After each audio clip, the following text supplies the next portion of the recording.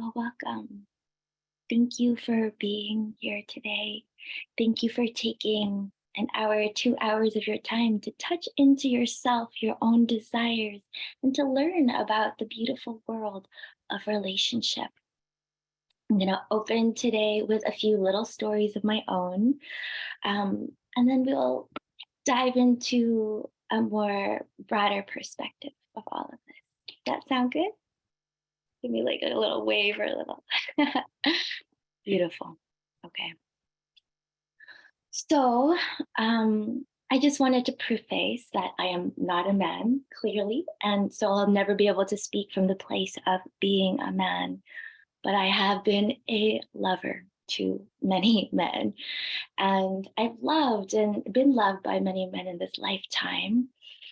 And as I went through my own journey of love and loss and deep heartache and failure and beauty, I began to gather many of these different data points of what makes a relationship thrive and what makes that love fall away over time. And I wanted to share just a few little stories, kind of to um, show the arc of my own experience, some of which may parallel your own journey, some of which may not. But just to kind of throw that out into the space and then explore it and then mine it and see what we can find within those threads of life and living. So I actually like wrote this out. I was kind of this is like edgy for me because I teach a lot, but I don't these are a lot of these stories are things that I'm like, oh, they're still like kind of uh, they're alive in my body. They're really, really big. So um, the first story that I'm going to tell is kind of like a just a smaller one, a subtle one, and this one is one that many people might have resonance with because um, actually I won't preface it. We'll just dive in and you'll see. So, when I was 14 years old, there was a very popular TV anchor in our community who had interviewed me many times for the charity work that I did. And he was a very handsome, charismatic man, and he was in his early 40s. And he was very well known in our community.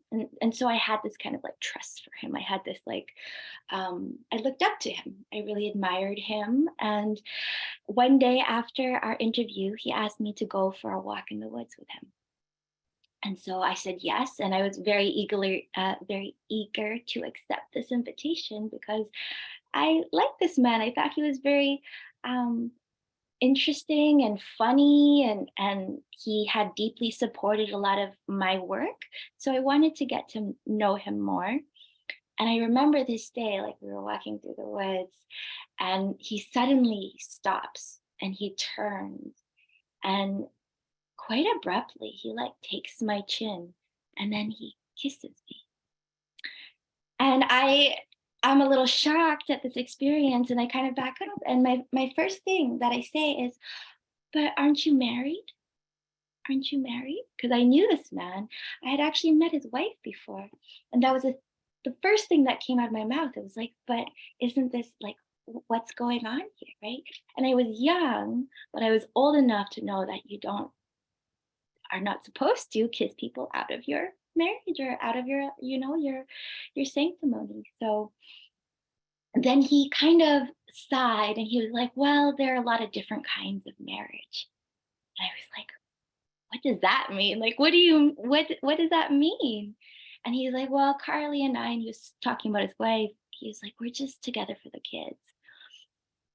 And I was like, but don't you love her? Like he had two beautiful children with this woman. And I I was like, "But don't you love her?" And his answer was, "Of course I do. Of course I do." And it was so I remember the feeling of that landing in my body of like, but he loves her. But then why is he trying to kiss me?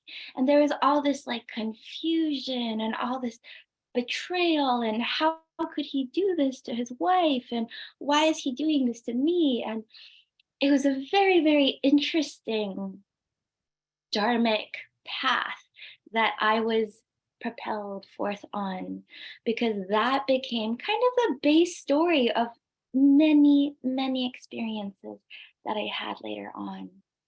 And this happened again and again with married men. It was always married men. And then, like most children, young humans, I started to blame myself for the eros that I carry. Right? I started to hate this part of me that drew all the men to me that I couldn't stop. And there was even a beautiful question, a woman I put out on Instagram yesterday. What are you struggling most with your relationship? And she said, I'm scared to be in my erotic self. I'm scared to be in my erotic self because then men will just use me or objectify me, or, all of these layers of us trying to hide ourselves in order to be safe, in order to be protected. So this is something I'm going to deepen into way more down the line, but I wanted to see this kind of first experience. And then when I was 19, I came home one day from this very intense, like, personal development workshop. It was landmark. And it was it was the first time I had, like, gone to something like that. And it just blew my heart open. And I remember coming home and then my phone rings. And there's just this deep voice on the other side of the phone. And he just says, Sufi. And I'm like, yes, hello? And he's like, are you willing? And I'm like, willing for what? And he's like, willing to explore the edges of your ecstasy. And I'm like 19. I'm like, what the fuck is going on? This guy calls me. But I'm also so curious because I'm like, who is this man? Right? Like, there was something there that, like, turned me on so deeply, where I was like, what is this? What is this leading to? I wanted to know. I wanted to go where I hadn't been before. And so I stayed on the phone with him. And he asked me question after question after question after question. He just, like, led this interrogation into, like, the depths of my soul. And it was the most intense and exhilarating experience that I had at that time, up until that point, where it was like this penetrating energy of him claiming me.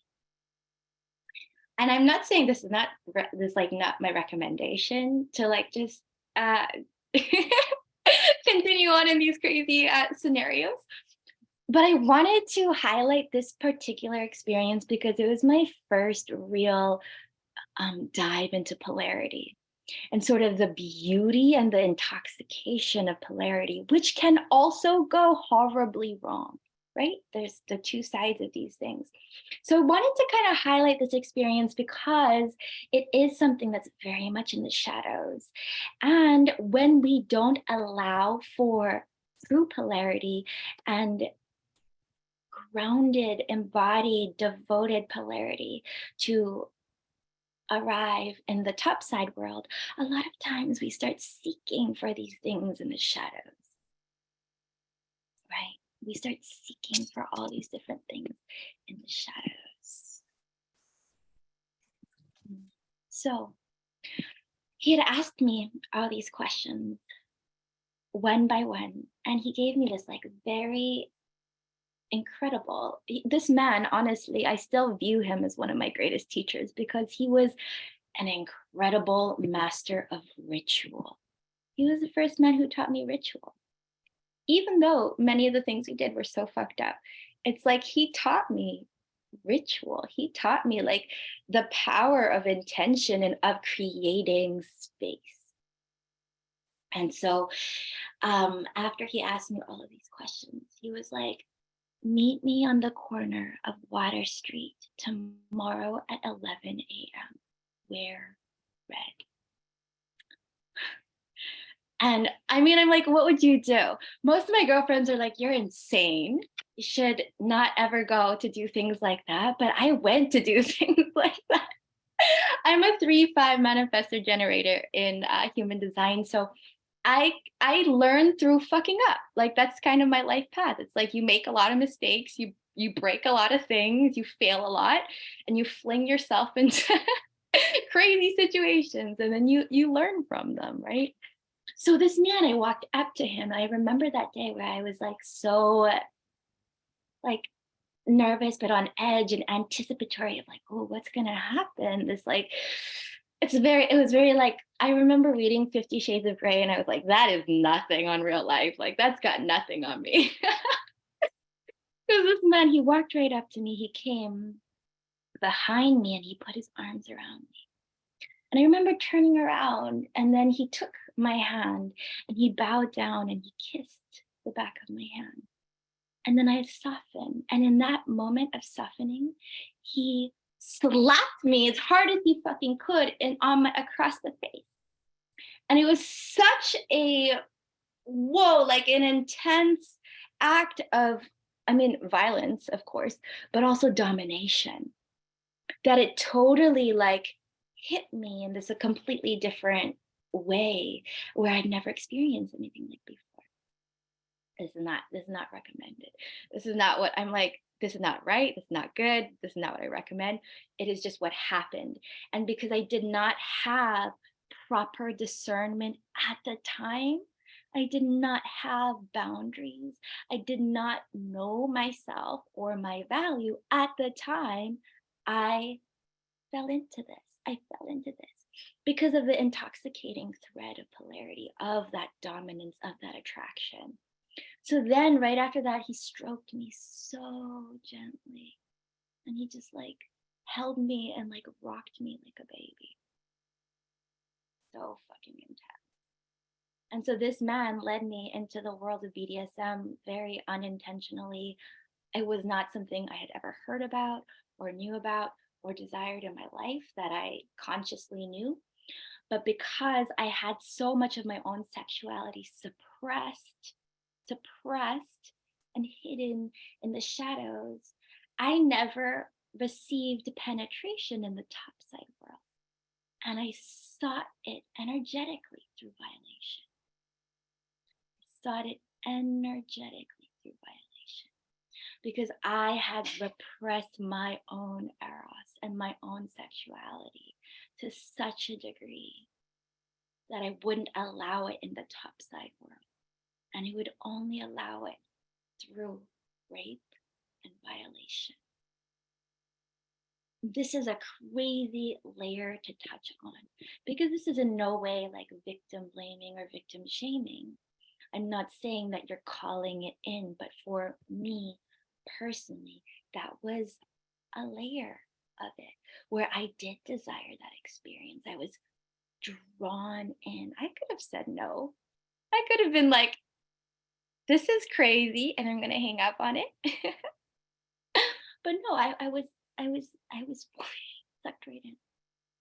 So I want to touch on all these different pieces because when I teach about eros, about love, about relationship, I want you to know that I have kind of like experienced the full gamut of things where I have been deeply in polarized relationships that were not healthy. And then I have also been this kind of like arrogant boss babe in others where I did not allow my man to lead. And I did not allow him, and I did not fully surrender my heart to him. Right. And so I want you to be aware, like fully aware of kind of both the exalted side and the shadow side of both extremes. Because I find like a lot of women who go into the polarity world, or even many of the polarity teachers, if they don't have this like healthy inner masculine online, they get sucked into a lot of these kind of more dangerous and life depleting experiences. So I was actually in that relationship. It was a master slave relationship for a whole year, and I couldn't get out. I remember being in it, and I remember distinctly feeling like I did not want to be in this anymore. And I felt so trapped, but I had given my word. I'd given my word and I couldn't escape from this kind of like, this man was like, honestly, incredible in many ways, incredibly intelligent, incredibly charismatic, and incredibly manipulative, right? He understood how to contain. He was a very skilled hunter, but he was doing it from the dark realm, right? From the shadow side. He was a shadow king. He wasn't a benevolent king. And that's the difference between the kind of man we want to submit to versus the kind of man that is just there to feed on us and our life force energy, because women are so full of energy, right? And that's one of the things we give to men is like our animation, our life, our feelings, our desire, our eros. So I was stuck in this relationship and I could not get out. It was such an intense learning learning space. I don't know what else to call it, right? It was so intense. Like, this was the kind of relationship where, without getting into too much detail, it's like he had control over every single detail of my life. And he would chain me to the bed for many days and like just have all these, he played out so many different fantasies and things on me, but they were very dark. A lot of them were very dark. They would be like burning cigarettes all over my body, or like just all sorts of weird sensation play. And at that time, I just like, I was his. Like, I genuinely believed that I was an object and that I had given my word to be fully submitted to him. And so, thus, for the rest of my life, I had to do this, take this, whatever you want to call it. Like, I did not see any way for me to escape. And so, it wasn't until one day when I was biking home. And I remember, actually, I mean, this is kind of a tangent. I met this beautiful woman, and I met her, and she was so alive, and she was an artist. She was this beautiful installation artist. And I watched her speak. This was in Vancouver, BC, in Canada.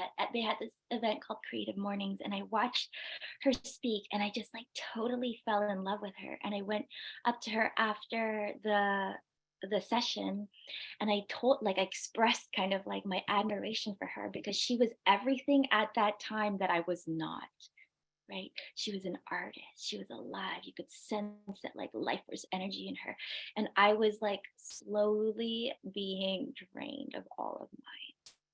And I remember that day, she like took me out, and we went to this festival, like this carnival of sorts. And there was like country music playing by the in the yard, and there were pigs and cows, and she just like took me, and then we did the do-si-do, or we danced around, and I remember being like, oh my god, life is so much bigger than I could ever. I just felt things that I hadn't felt for the longest time. And that night I had a date with her. I think I was like, at that time, I was like, maybe I'm a lesbian, because I had endured such like pain at the heart of men, that I was like, maybe I am a lesbian, and like I think I'm in love with this woman. And then I remember that night I was like biking to meet her, and then my bike crashed into a wall. Like, it literally crashed into a wall, where my yoni hit the frame of the bike and exploded. Like, I don't know if any of you have ever had an injury to your vagina, but this was by far the most excruciating pain of my entire life. And my vagina like grew to the size of a football. Like, my vulva swelled up.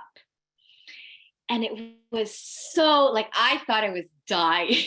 It was so excruciatingly painful.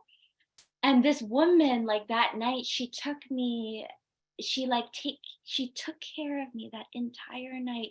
And she like took cloth and like washed my vagina and like just held me in the whole, it was the most crazy, painful, beautiful, one of the most heart-opening experiences in my life, as well as one of the most incredibly painful. But it took that for me to leave the relationship. It took that, like my literal vagina exploding, to leave that relationship. And I'm telling you this because it's like when we're in these things, a lot of times we can't see our way out. We can't see our way out when we're in the darkness. And so, wherever you are right now in your stage of relationship, whatever it looks like, however much pain there is, I just want you to know that there is a way out. There is a way out. There's light that is so much brighter than what you could ever imagine. And that sometimes all it takes is just to step a little bit outside of our own world and hear a few more stories and meet a few more people and share our own deepest sorrows, struggles, regrets, remorse, and find healing in them.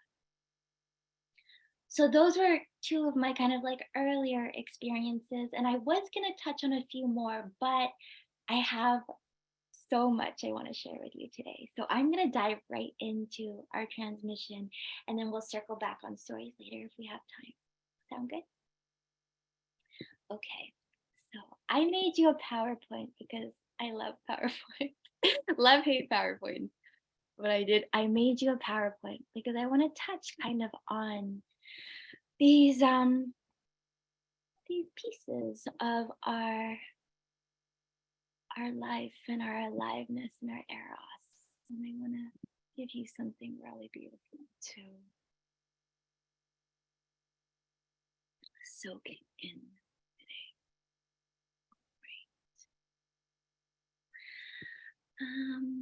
View full screen. What men want. Can you all see this little PowerPoint? Beautiful. So I wanted to start today with this Chinese character of family. And my father shared this with me yesterday, and I just think it's one of the most beautiful, beautiful, deep meanings of family that I've ever received. And when you look at this word family, the very top of it is temple. It's the roof of the temple. And underneath it is the hog or the pig. And in Chinese culture, the pig is a very revered animal. The pig is like the greatest offering you could make, right? The pig is prosperity. And it's also like if you are living in ancient times and you kill a pig and you give that pig to the gods, it's one of the biggest sacrifices you can make, right? When you're hungry, to give that kind of offering to the gods instead of consuming it for yourself, that's a huge sacrifice. That's a huge sacrifice to make. And so I love this kind of idea of the masculine being the temple at which we offer. And the feminine is the offering. And this is not just man and woman, but this is the masculine and the feminine. And this is what makes a family. When you have the offering at the temple. Your family is the temple. You are that offering. And unless you make these daily consistent offerings to the temple, your family is going to fall apart, right? It's like this is something that we commit to, that we devote to, that we give to because it is bigger than ourselves. So when we talk about offering, another word for offering is sacrifice. Sacrifice. which comes from the Latin root sakar, meaning holy. And devotion comes from devovere, which means to consecrate, which also means holy, right? And Khan is this intensive force, is this like deep passion, deep desire behind it to make holy, to intensely make holy, to intensely make. And so when I think about family, I say this all the time, like I think about this every day, is that my family, my man, is the temple that I bring my greatest offering to. Again and again, I need to remember who I am serving, right? And so when I say who I'm serving, I serve God, I serve life force within myself, and then I offer that life force to the altar or the temple of my family, of my family. And so I'm going to touch today on kind of 5 offerings that a woman can give her man. These are kind of 5 beautiful offerings that are not just related to men themselves, but deeply influence the quality and the longevity of our relationship. So I would call this 5 things a man wants from his woman as offerings to the family temple. The first thing is, believe it or not, your aliveness. Your aliveness. A woman is a primary vessel through which a man feels. If you are not alive, if you are not full in your desire, in your longing, in your wetness, in your beauty, that man does not get to experience all of that through the holiness of you. Through the holiness of you. And so it is not actually something that is just for ourselves, but it is for the entire world and our lovers to prioritize that which makes us alive, that which makes us alive. I see very often in the polarity world where women kind of take on this like how do I even say, it's like a role thing. They think that it's a role, like you play the role of the submissive la la la of the woman, and you do these things. And it's like, no, because if you just play that role and you just confine yourself into kind of the smallness of that role, there's always going to be this part of you that's aching, that's like longing for something bigger, right? That's longing for your aliveness to be full and to be seen in that like glorious effervescence of the wholeness of who you are. And so this is actually a very, oh, I'm looking, there's a piece. Okay, oh no, I'll go back to that. Okay, I apologize. This is actually a very beautiful thing. So I call this the archetype of the high priestess, your aliveness. In Chinese, there are these 2 words, tian cai, which means tian is heaven and cai is gift. And together they mean your genius, your genius. And so this is something that I feel like is primordial to every woman. Svadhisthana, which is the sacral chakra, is literally the place where your genius lives. It's what comes most natural to you. It's what you create effortlessly. This is your genius. And so you must turn on and turn into your genius for those waters to flow. For those waters to flow. You have to.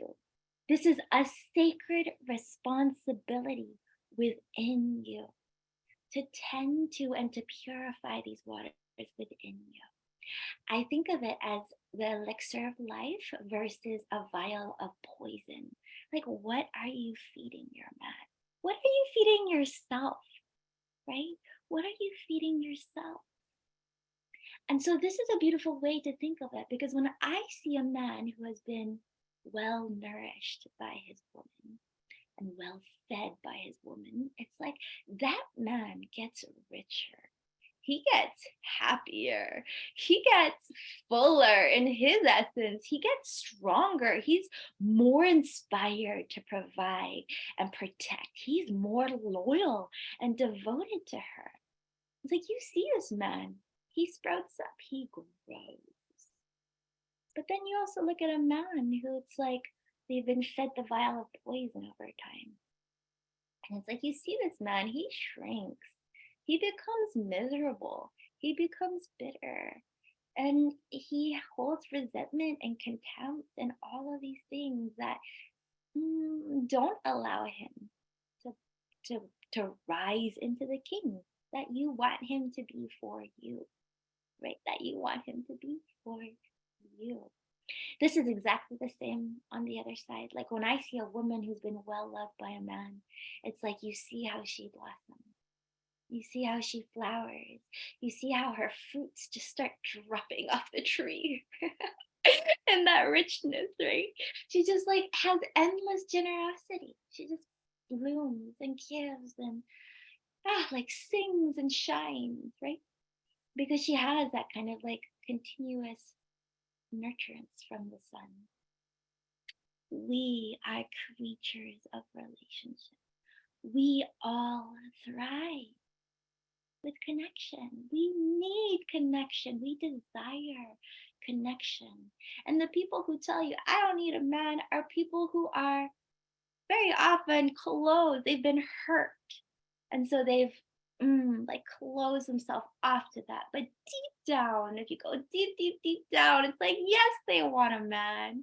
Yes, they want that connection. Yes, they want to be loved, unconditionally loved, supported, devoted to, and worshiped. Who doesn't want that? Right? Everybody wants that deep, deep down, even if they don't like show you because they're protecting themselves and they don't want that vulnerable part of themselves to be alive and seen. So this is your reminder to connect to your brilliance, your own genius, your own ability to feel, your own talent, your own connection to spirit, your own medicine and your own power, because this is so vital, vital in calling in and holding and creating the energy that calls in that king and inspires him to become the king. So I want to share this one story from when I was in Bali. I It's so funny. People are still entering the whole time. We click click. But when I was in Bali, there was this one month where I attended a incredible ceremony, and the ceremony was actually about the desecration of Bali by foreigners. And so it was a very solemn, like kind of intense ceremony that one of my dear friends had invited me to. And I didn't know what to expect. But when I walked in, there was this like incredible woman. Like she was the priestess, and she was just she had such an energy around her.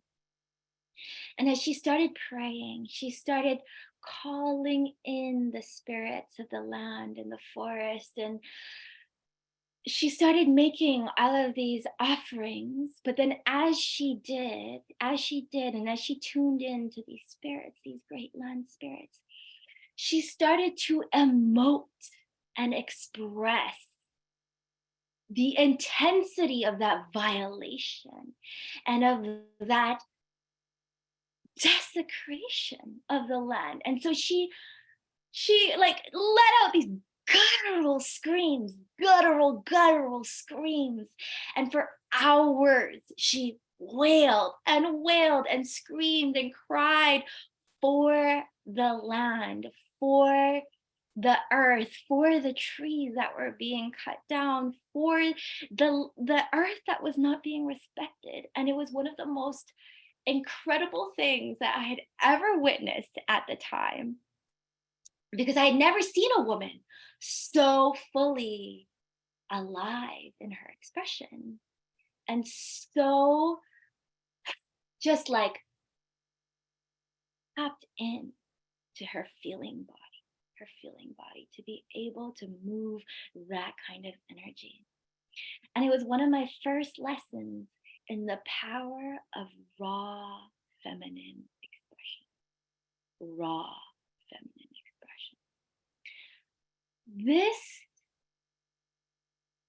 is one of the most beautiful gifts and tools that we can ever learn as feminine practitioners, is how to tap into our feeling body and emote and express in a way that is purified. And I say this purified because she did not weaponize her pain. She did not weaponize her pain.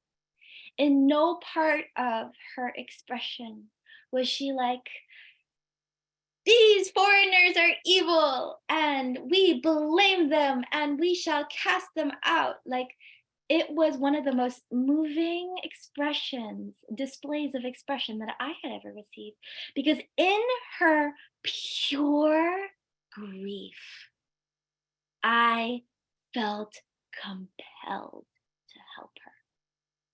I felt compelled to protect her,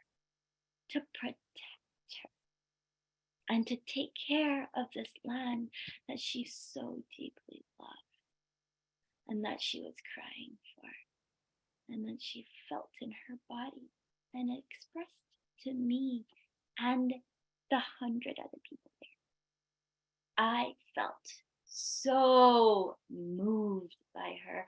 And that's the power of raw feminine expression. That's why when we emote from this place of genuine vulnerability and genuine feeling without weaponizing our pain, it compels a man to step up and protect and hold us in the way that we desire.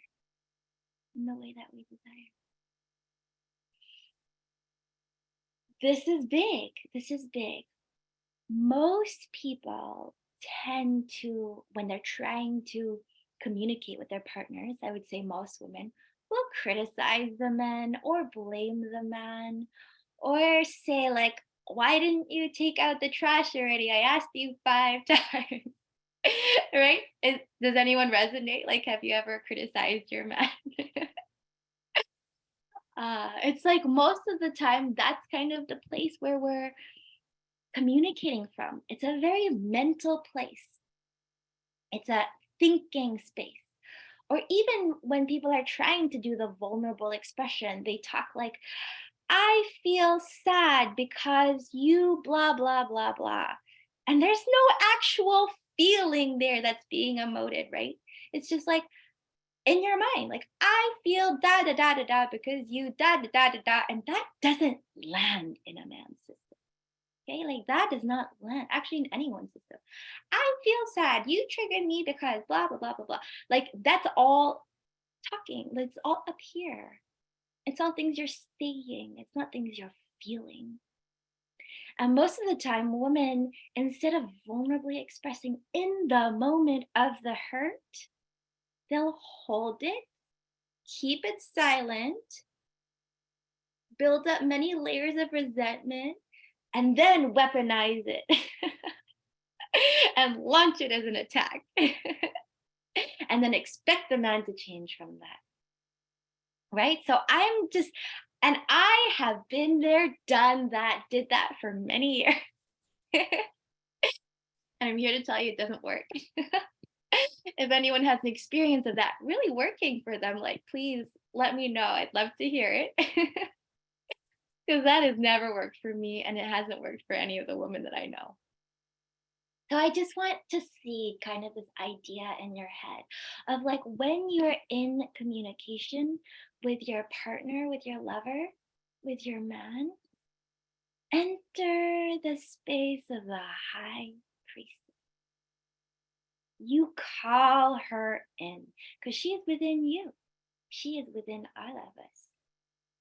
And you say, how would she respond? How would she respond to this? Yeah. This I asked yesterday on Instagram for people to send me kind of things that they're struggling with, and I received a lot of messages.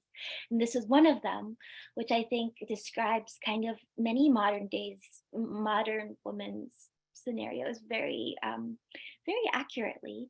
And she says very beautifully and vulnerably, she says, I can't stop myself from wanting to be right and correcting him. Like I'll be speaking and trying to finish my thought, and he's already interjecting. And then I'll start yelling at him for interrupting. I sound like an ass saying this, but I feel like I can't be feminine with him. And I'm triggered by my own husband, which is awful because all I want to be is soft and vulnerable. But I'm so angry. Help. Right. And I feel like my heart goes out to her because I've been in that exact same spot of there's just so much anger, so much anger. And so this is the first practice of taking your anger and alchemizing it, taking your anger and turning it into something creative. Moving from this into the high priestess is not always like instantaneous, right? It takes us a lot of practice. It takes us a lot of time. And so I want to just be so, like, just remind you to be so gentle with yourselves as you come onto this practice, and just remind you that it's like always about practice, not perfection. We are going to fail many, many times. And that's okay. That's why we're feminine practitioners, not feminine perfectionists. We're just practitioners. We're learning as we go. And so if you're in this kind of situation, just take a moment, like pause. So if you're in this awareness of like, I'm yelling at him or I'm I'm criticizing, just take a moment, pause, just step back and say, okay, I'm going to take a pause for myself. I'm noticing where I want to interject. And I'm just going to play. I'm just going to try something different. I'm just going to play with this. I'm going to, instead of interjecting like I always do, because that doesn't work and I know that doesn't work, I'm going to try to feel into myself as this priestess.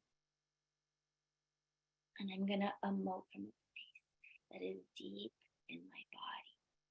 And you don't even have to say anything. You don't have to say a single word. You just hold it. And you just hold it. And you watch it turn into something different. Into something different. One of my favorite practices that I do with Bear, which sounds so ridiculous, but is so helpful, is when I notice that I'm in the space of wanting to condemn or wanting to like da da da da onto him. I ask him if we can express through our body with no words whatsoever. If we just do a dance together, I'm like, you get 5 minutes, I get 5 minutes. And I'm going to just like express my feelings through my actions and my movements. It's so silly, but it's so powerful. It's so powerful because all of a sudden I'm like fully somatically feeling the bigness of my feelings, and I am not weaponizing them. I am not attacking him with my feelings. I'm just feeling them fully, and he's witnessing me. He's witnessing me. And so that's just one very simple kind of exercise that you can take in that feels so ridiculous, like totally feels ridiculous. And a lot of times in that moment, we don't want to because we want to like gnaw at them, right? We're like, we want you to be wrong. I want you to feel the pain of what you did to me. But it's like, but what do you really want? What do you really want? Right? So you take your anger, you take your rage, you take your sadness, you take whatever it is you're feeling, and you turn it into an offering. You turn it into an offering of your body at the temple of your family over and over again. This is alchemy. This is alchemy. This is what we're here for. So, oh, I have a slide. Sorry, my slides are a little bit mixed up. So take out your pen and your paper. And these are just two little questions that intuitively just write. Like, what is your genius? I should have done this a little bit earlier, but that's okay. Just like, and you can type it in the chat too if you want, actually. And I'll see if I can still view the chat. View chat. How do I find the chat? Oh, here we are. Beautiful. Yeah, so feel free to type that into the chat or keep it for yourself, totally fine too. And also, when do you feel the most alive?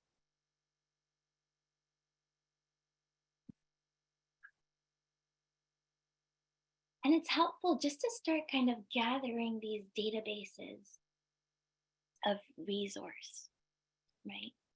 Of like, oh, I actually know what I can go to feel alive. I actually know what my genius is. And if you don't know what your genius is, I challenge you to ask 5 people in your life and just say, like, what are the 3 things that you love most about me? There's something like that.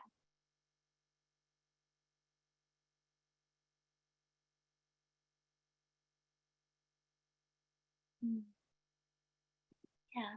So if you don't know, just ask the people around you, because a lot of times people around us can see us even clearer than we can see ourselves. Dominique says, sensing others' energy and pain, being able to offer compassion. Beautiful. Yeah, there's a lot here. Mhm.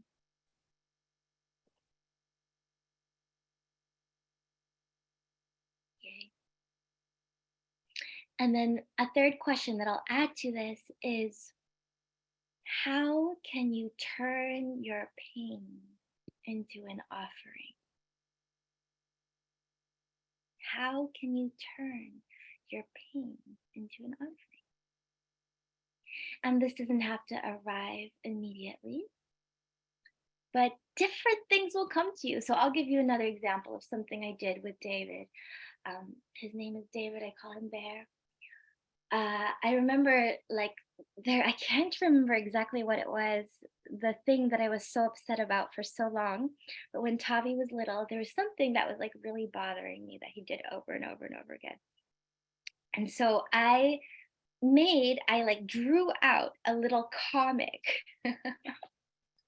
I drew a little comic of like me as a little panda and him as a little bear.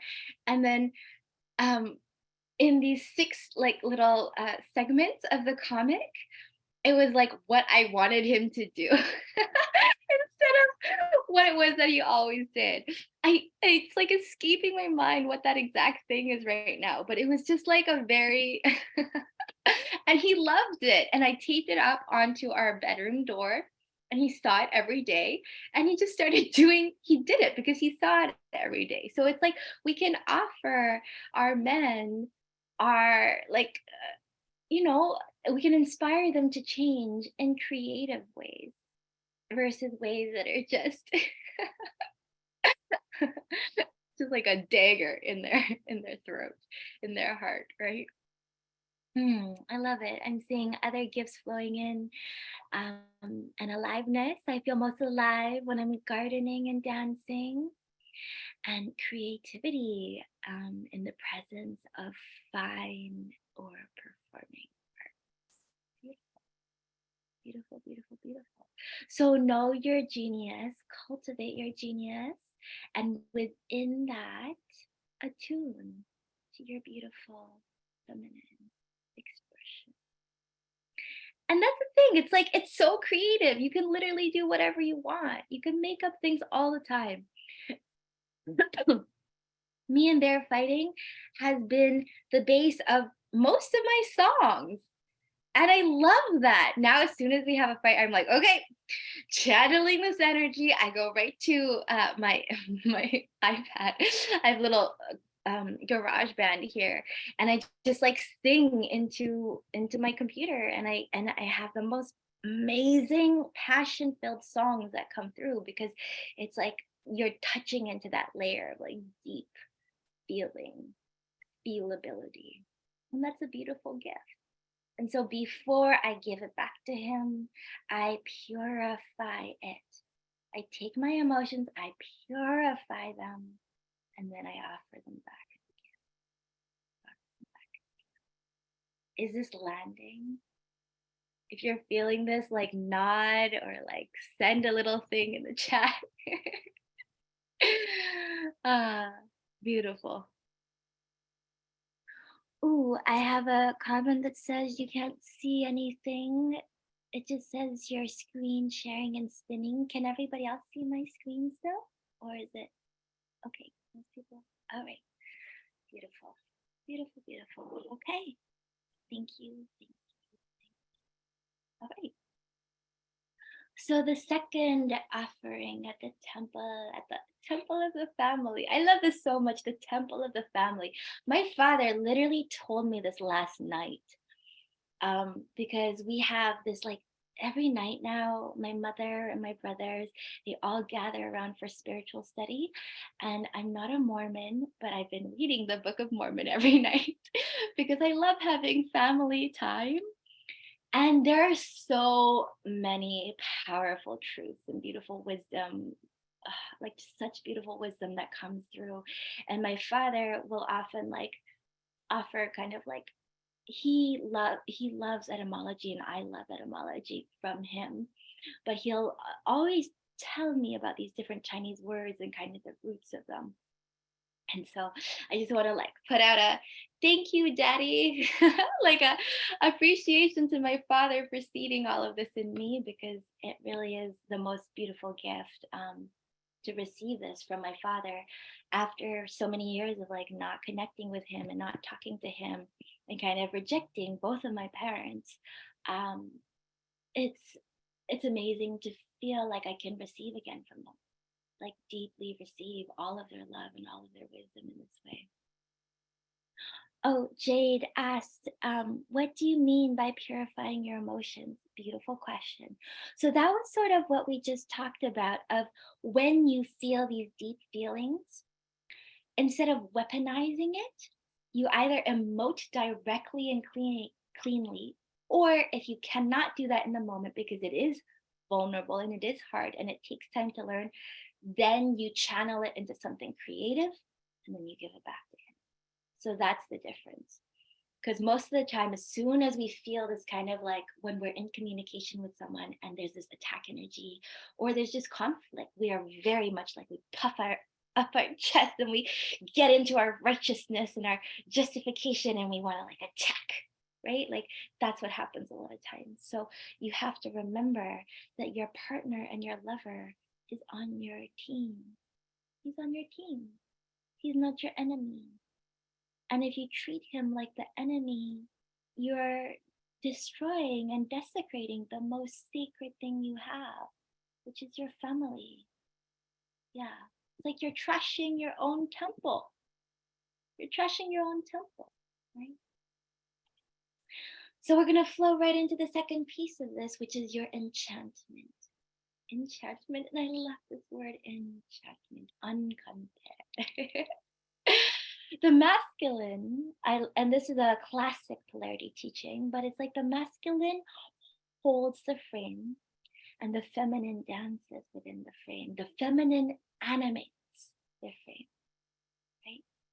There is a certain quality to feminine essence, to energy, to animation, to motion, to joy that is like so enchanting. It's like when you see women who are just like, they're magnetic, right? They're magnetic and they just, like are bursting with this like life and this joy and this beauty.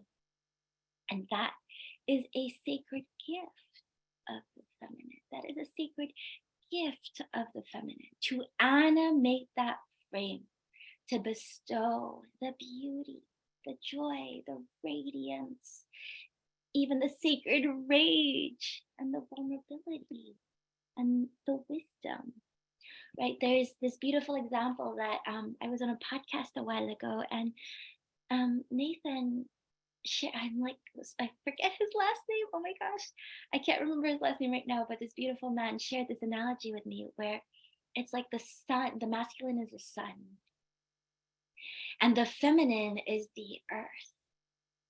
And there's something so beautiful about this because the sun is life giving and penetrative with his force, but the earth is so wide and diverse, right? The earth has all the many facets of her being. She has the deserts, and she has the lush rainforests, and she has the oceans and everything in between, the mountains, the trees, the grassy fields. And so we have this very beautiful gift of range and diversity and unique experience. And men love that. They want you as the queen, they want you as the whore, they want the whole experience of you. So give it to them.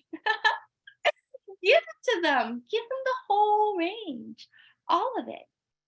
Men love women who are animated. It's completely mesmerizing. We all love women and men who are animated. It's completely mesmerizing. And so when you look at the root etymology of enchantment, comes from the Latin word incanter, to cast a spell upon. With the root word beyond that, can, to sing, to sing. Are you singing every day? Are you? Are you singing every day? Are you dancing every day? Are you finding that spontaneous joy, that whimsical beauty in all the things that you touch and taste?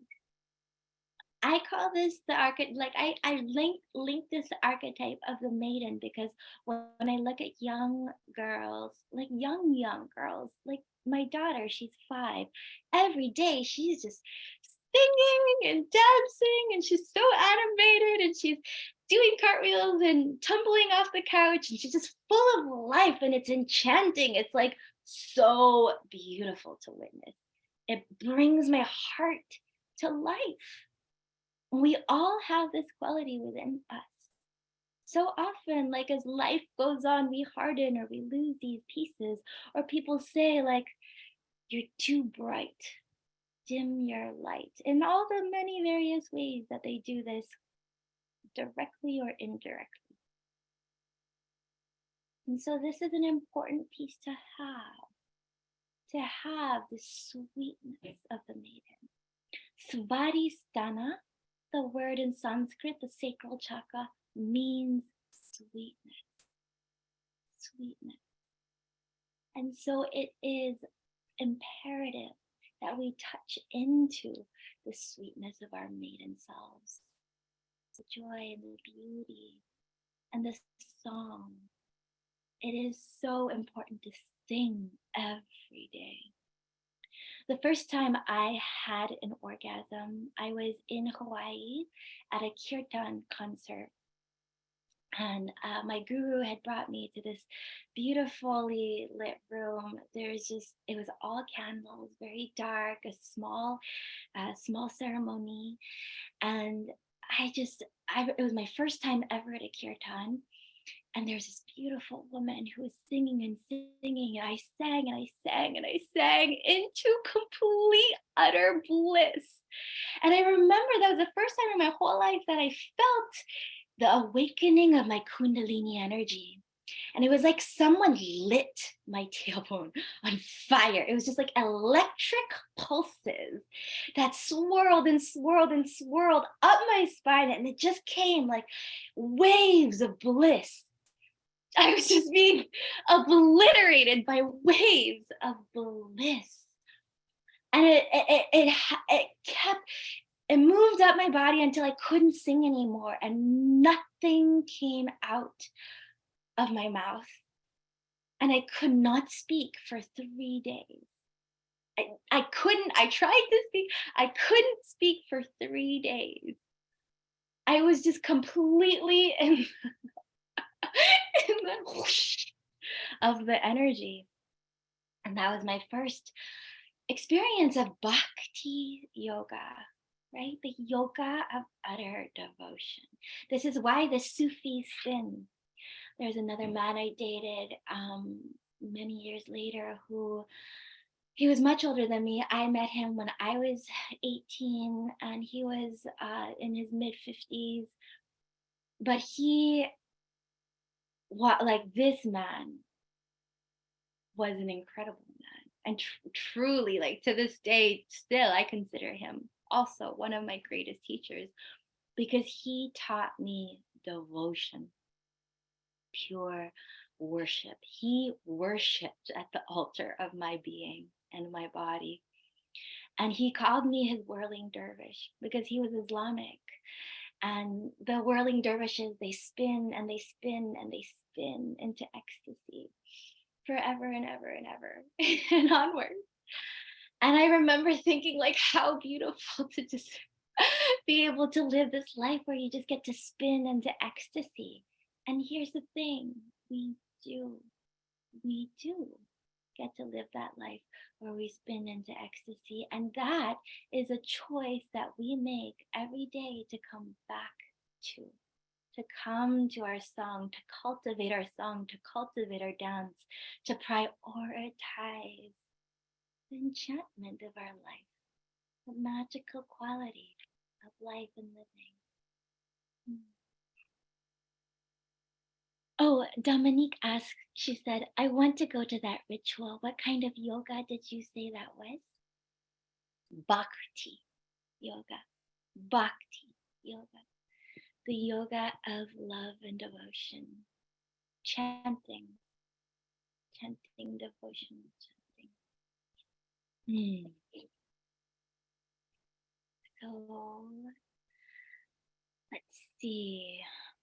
This was another question that came in yesterday. Another mama who, after having her daughter, had a hard time with intimacy, especially, intimacy in the bedroom. She sees how her inability to be completely vulnerable with him stems from a lack of trust in these areas. She's having a hard time holding this frequency of just full-blown trust in him. She says, I have the desire to fully surrender to him, to be ravaged by him. And I know he does too. I've seen the lack of trust play out in her day-to-day with simple things. So I wanted to touch in on this piece because a lot of times it is very scary to trust somebody else with our bodies and our hearts and our everything, right? And so what I would say to this mama and what I wanted to say to all of you is you start with yourself. You start with yourself. You start by touching into that full-blown trust in you. You cultivate that. You ravage yourself. You surrender to your own desires. And the more you can get into this frequency of just like deep self surrender and self trust, the more you'll be able to soften and bring the same frequency to him. I'm going to I'm going to add more layers to this right after this question. So, this is pen and paper if you want to, or just in the chat. I'm asking you two questions here. One is, in what ways do I bring beauty to my man or those around me? Or you can even just think of it as like, what ways do I bring beauty to my life, my home? And recognize the importance of cultivating that deep beauty, right? There is a reason I make my bed every day and sweep my floors and make meals that are both succulent and also good to look at. Because as the feminine, I am responsible for the quality of beauty in my family's life. And that's a beautiful thing to bring ourselves to. When we, you know, none of this is a responsibility or an obligation, I should say. Obligation. It is a responsibility, a sacred responsibility. But none of this is an obligation to me, because in crafting beautiful things, I fine tune and develop my own artistry. My own artistry. This is a gift to me. One of my God given gifts is to create beautiful things. It's a God given gift. And so this is my service, my seva to Him, to the Lord, and also to my man. I bring beauty to all that I touch. And the second question, how do I let delight express through my body? So Sharaya asks, is it common to feel a type of resentment toward that responsibility as a woman? And if so, how would you suggest going about that healing? Yeah, of course it is. That's a beautiful question. And I think a lot of women, because beauty has almost been like commodified and externalized, we have like a love-hate relationship with beauty. And in a lot of, how do we say, like culture, it's like over time, there's been so much that has been done in the name of so-called beauty or external beauty that has deeply hurt women, that we do have, it's totally natural to feel like a big pushback from this. I remember even as as a woman, for many years, I completely rejected this notion of beauty. And I thought it was so superficial and so fake. And you should be able to find joy no matter what. Why do you need external beauty, right? But it's like,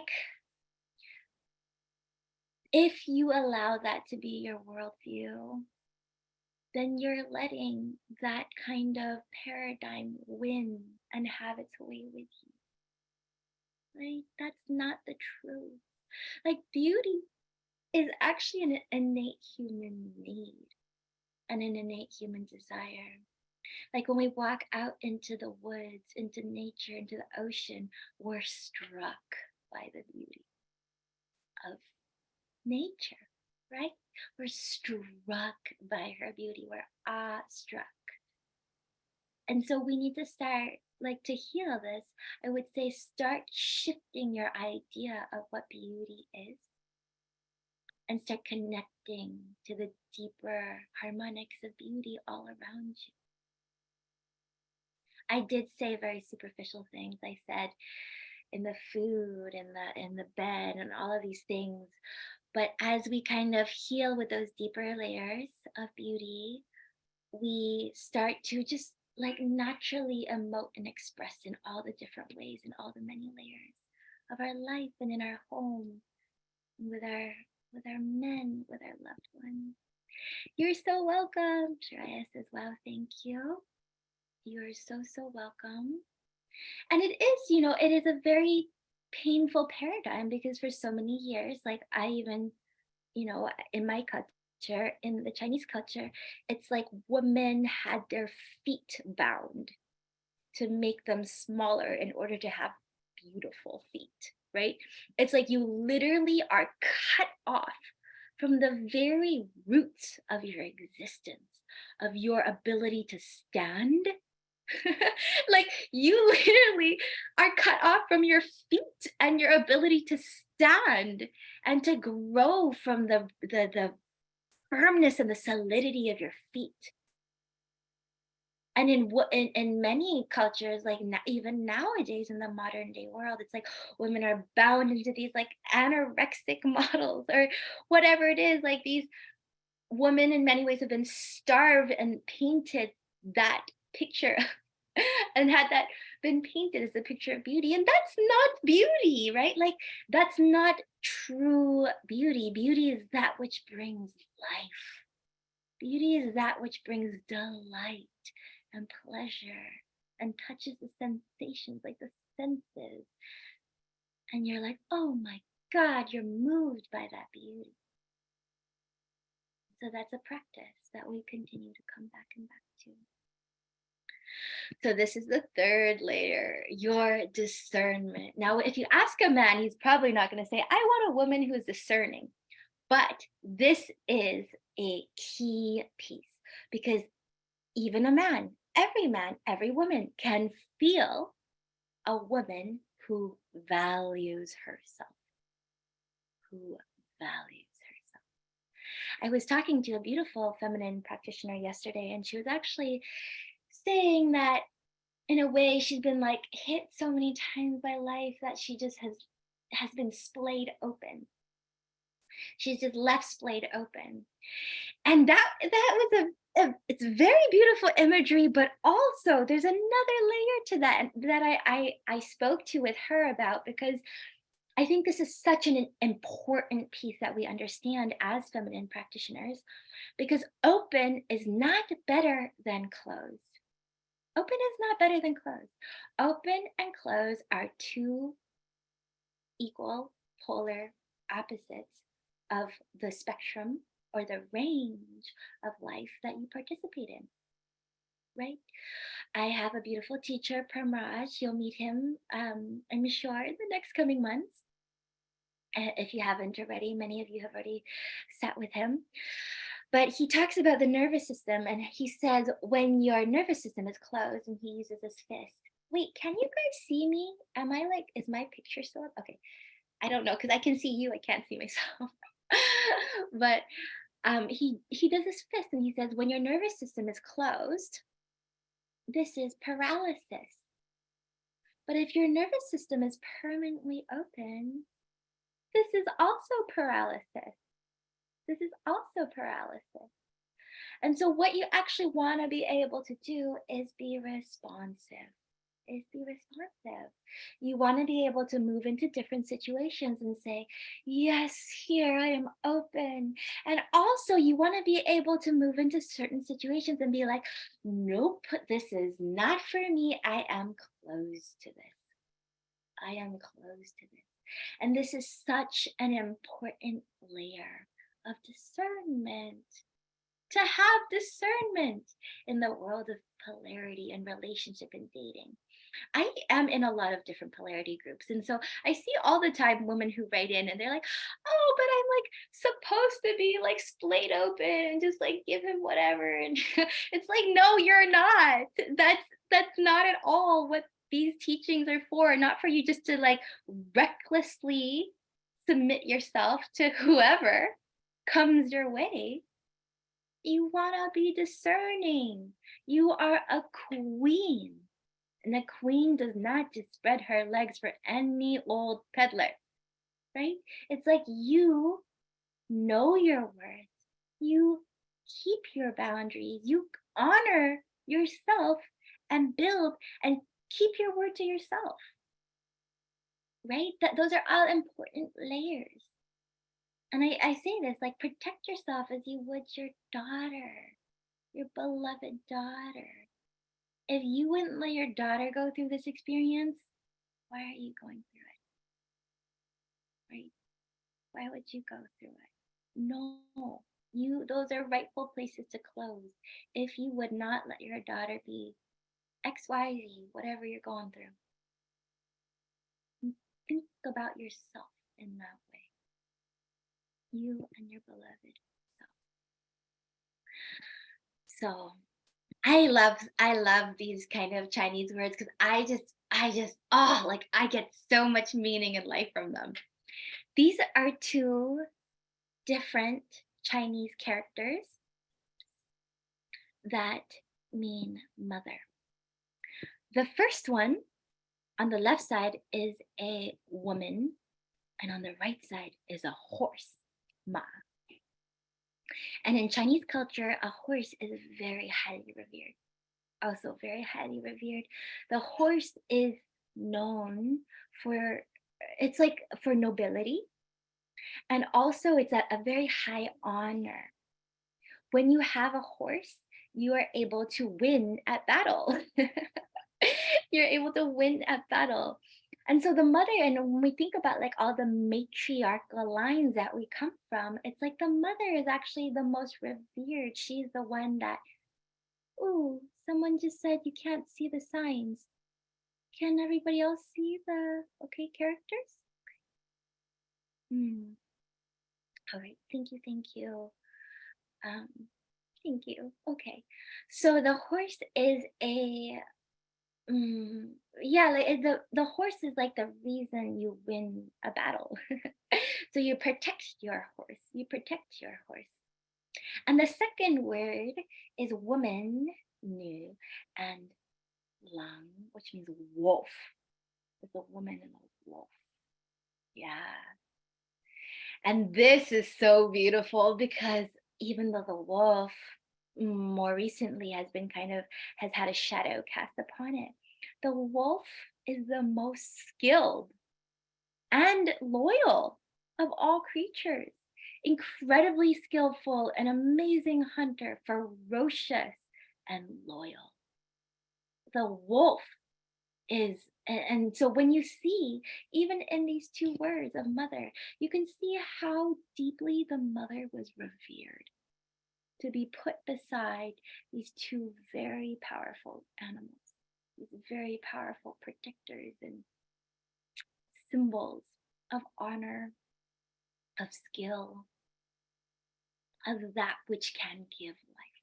When you look at the word skill, it contains the word kill.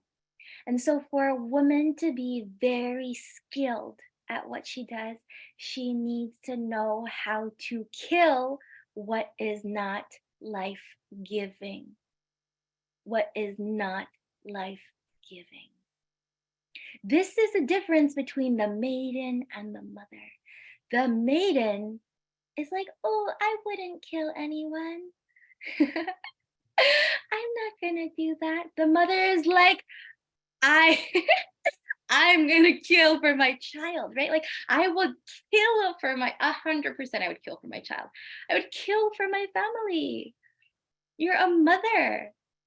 And so when you think about that, it's like you need to be the one who is responsible for killing all the things that are not giving life to you. That is huge. I love you guys. Ah, oh yes, so I included this piece. This was another woman, beautiful woman, added this question, and she said she's afraid of being sexually objectified. The more sensual a woman is, the more she's sexually objectified. So I struggle with liberating my eros without feeling like I'll turn into another sex object for men to take from and use.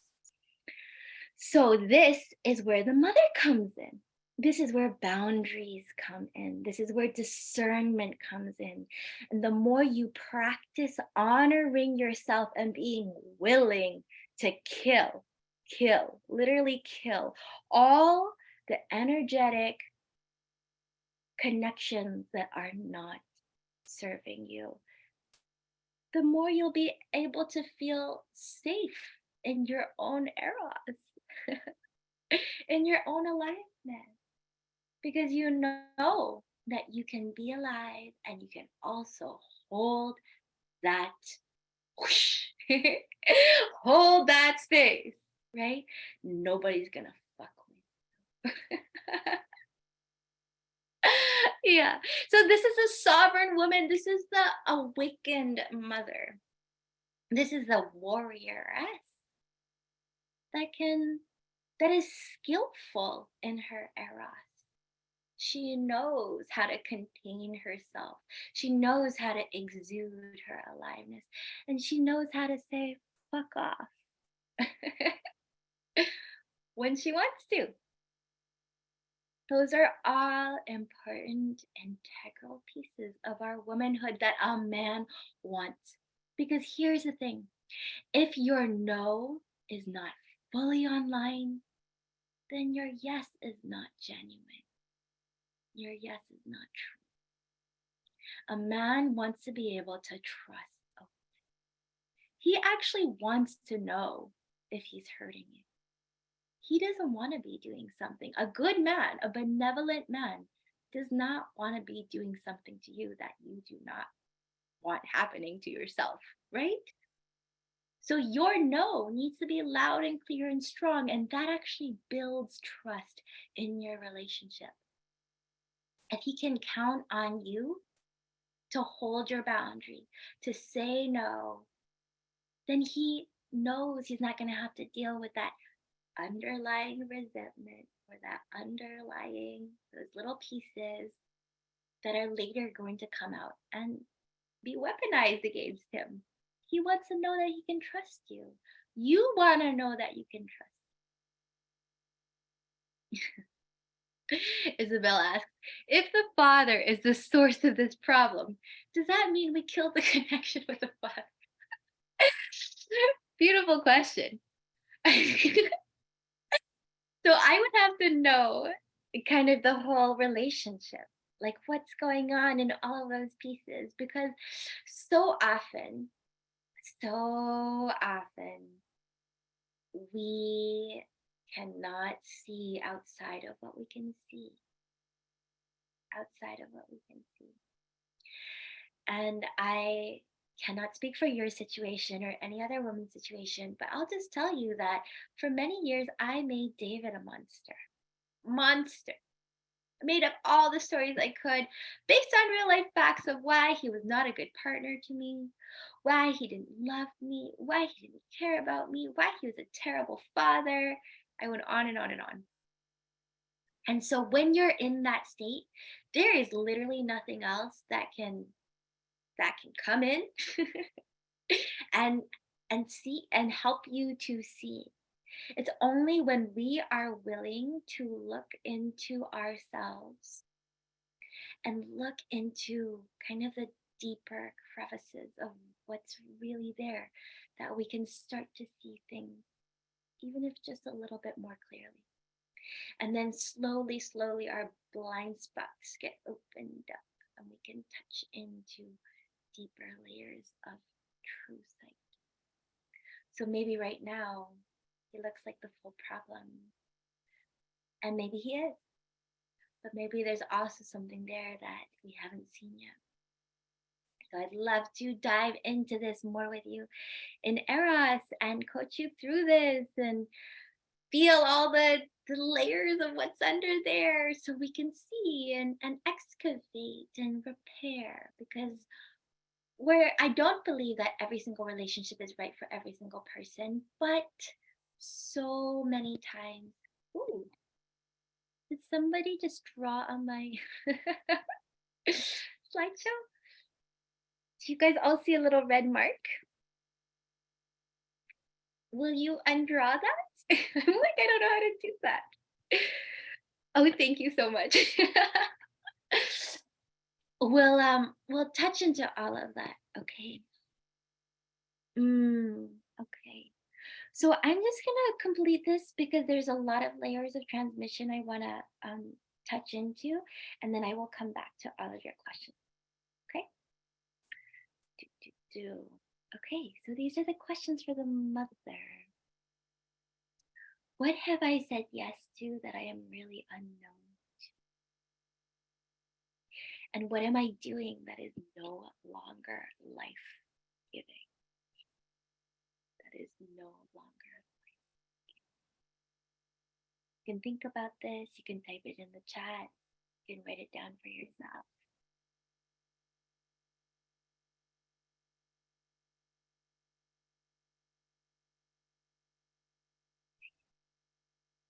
The first question then now was, what have I said yes to that I am really a no to? What have I said yes to that I am really a no to? And then the second question, what am I doing that is no longer life giving? No longer life giving. Mhm.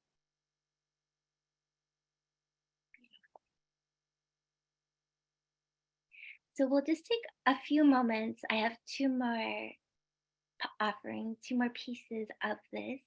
Then take a moment to introduce you to Eros, which I am so excited about. So this came about on Monday night. What day is it today? Saturday? Monday night, literally Monday night on the equinox.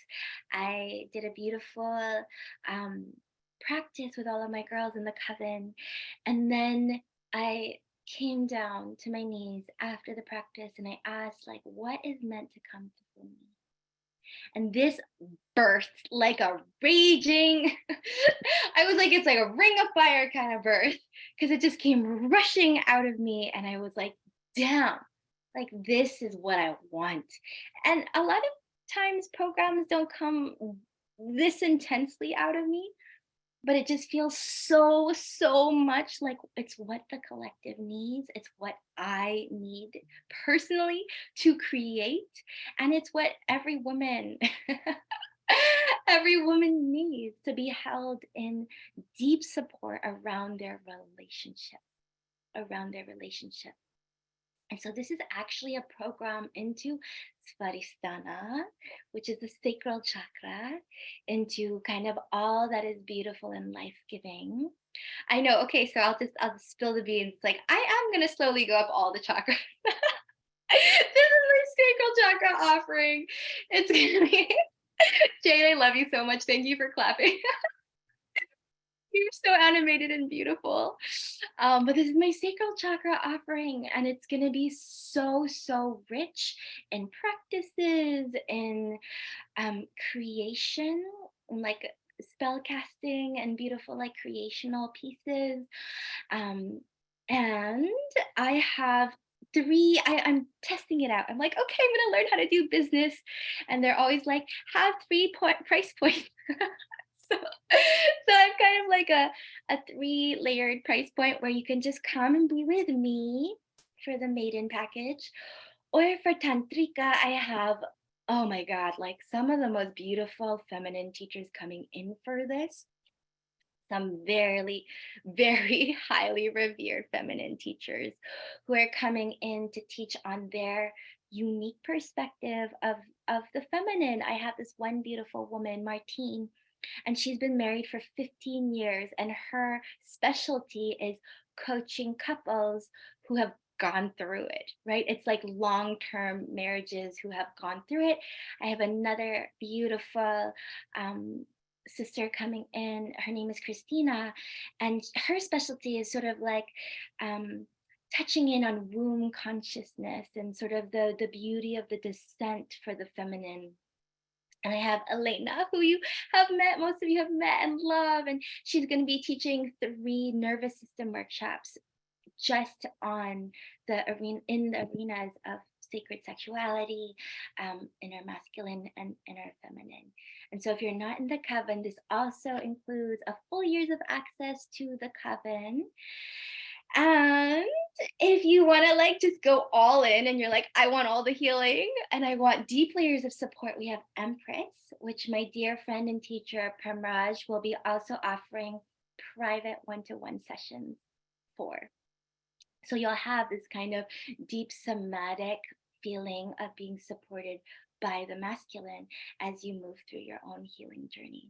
He has been absolutely like critical in my healing for the masculine, and just being held by him in many of these deep ways has translated to my relationship and my being able to come back into my relationship with Bear and feeling so held and nourished and being able to replenish and give and kind of catalyze the cycle of him then holding and softening and loving on me. So I have a special coupon for today just for Tantrika and Empress, and it's $100 off either of these two packages, the Tantrika or Empress, with the code What Men Want, if you want kind of like the whole gamut of experience. And if you're already in the coven, you have 20% off to anything that you'd like here as well. So that's kind of this is my smorgasbord offering.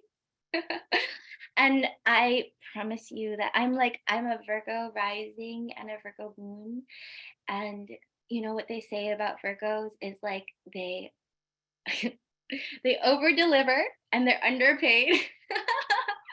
So I'm trying to heal the whole underpaid part, but it's like this will definitely be so full of value, so full of richness and juice and beauty and love and oh, like all the good pieces. Mhm. Oh, Amber asked, what if you purchased Eros but want to upgrade? You just email my team at humanwithsufi@gmail.com and we will take care of that for you. Yeah. So I think you can just purchase the higher one, whichever you want.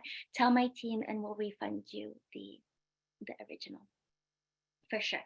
And if you're in Coven and you're like, oh, I want to do anything else, like just let me know.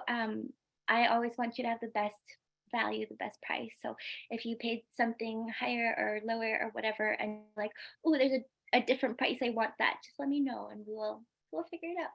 Just email my team. Oh, thank you, Nicole. She says Sufi gives so much value in her offering, so much, so much, so much. Thank you. I appreciate you so much. Of the most amazing woman that I've been working with, and I'm just like so grateful to be here, sharing this beauty and sharing all of this connection and my own stories and my medicine with you. So that said, I'm gonna touch into the fourth piece of this, and this is one of my favorites, and um it's kind of a funny piece because I feel like it's widely misunderstood. And this is an offering of your receptivity. And yes, that's me naked in the water because it felt so good that day to be there in the lake. And I say this is like the full surrender to the cosmic cock of God, life, and the mortal masculine. God, life, and the mortal masculine. And I say mortal masculine because ultimately this is a practice of learning how to relate to the imperfect mortal man, right? The imperfect mortal man, because we are imperfect mortal women. We are. As much as we think that we've done the work and we've healed it all and we've know so much more than our man, that is actually the very first thing that cock blocks. That cock cock blocks a man from being able to give you what you desire. If you are not receptive to his penetration, to his provision, to his giving to you, you're not going to be able to get any of what you want to have in life. So I liken this to the sacred whore, archetype of the sacred whore, because the whore is on the ground, knees in the dirt, in her longing, in her deep, deep, and carnal, her carnal, like this fleshy desire. This is one of the most beautiful places in the world to be. I was looking at divorce rates this morning because I wanted to know the statistics. And it said for college educated women and men, 90% of the divorces are initiated by women. 90%. 90% of the divorces are initiated by women. This is a really fascinating and interesting and also not surprising thing in this day and age. And maybe what's more interesting is that I have these beautiful women who come to me, and I've been holding so many one-to-one sessions in the past few weeks, and I have these beautiful women that come to me for relationship um, coaching.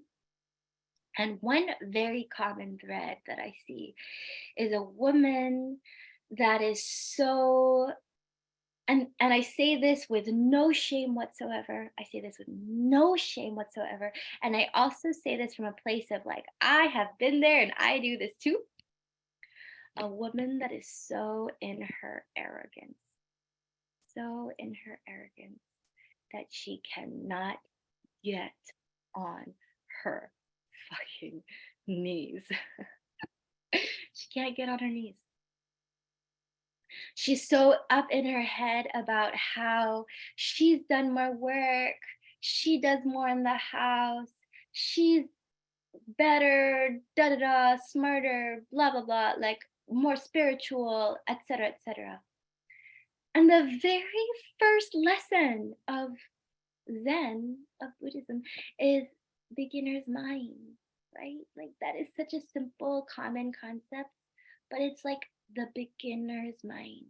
When you are so full of arrogance, you can't learn anything. You can't receive anything. You're impenetrable. And this is what happens a lot of times is when we do direct a lot of our life force energy up into the crown chakra, right? Like as in intellect, as in studying, as in learning all these new things. If we do not then circulate that energy back down into our bodies, it gets stuck up there. You become addicted to your intelligence, and you think you become so full of yourself that you're like, oh, like I know better than him. I know da da da da da. That you can't get on your knees and suck his cock and like be that humbled whore, like devotee to him. And this is one of the most painful, slow deaths for a woman. For a woman. We we want to be filled. We want to be filled.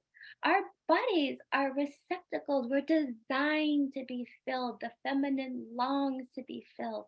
But if you cock block yourself and you don't allow him to fill you, to penetrate you, to provide for you, to be the man, you are going to have such a hard time receiving what you want, for him to cherish you and provide for you and protect you and hold you and see you and love you. There's this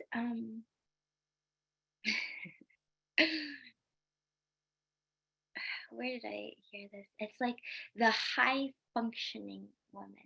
This idea of the high functioning woman. And it's like the woman who's like, when the man opens the door, she's like, I got that. Doesn't want the man to open the door.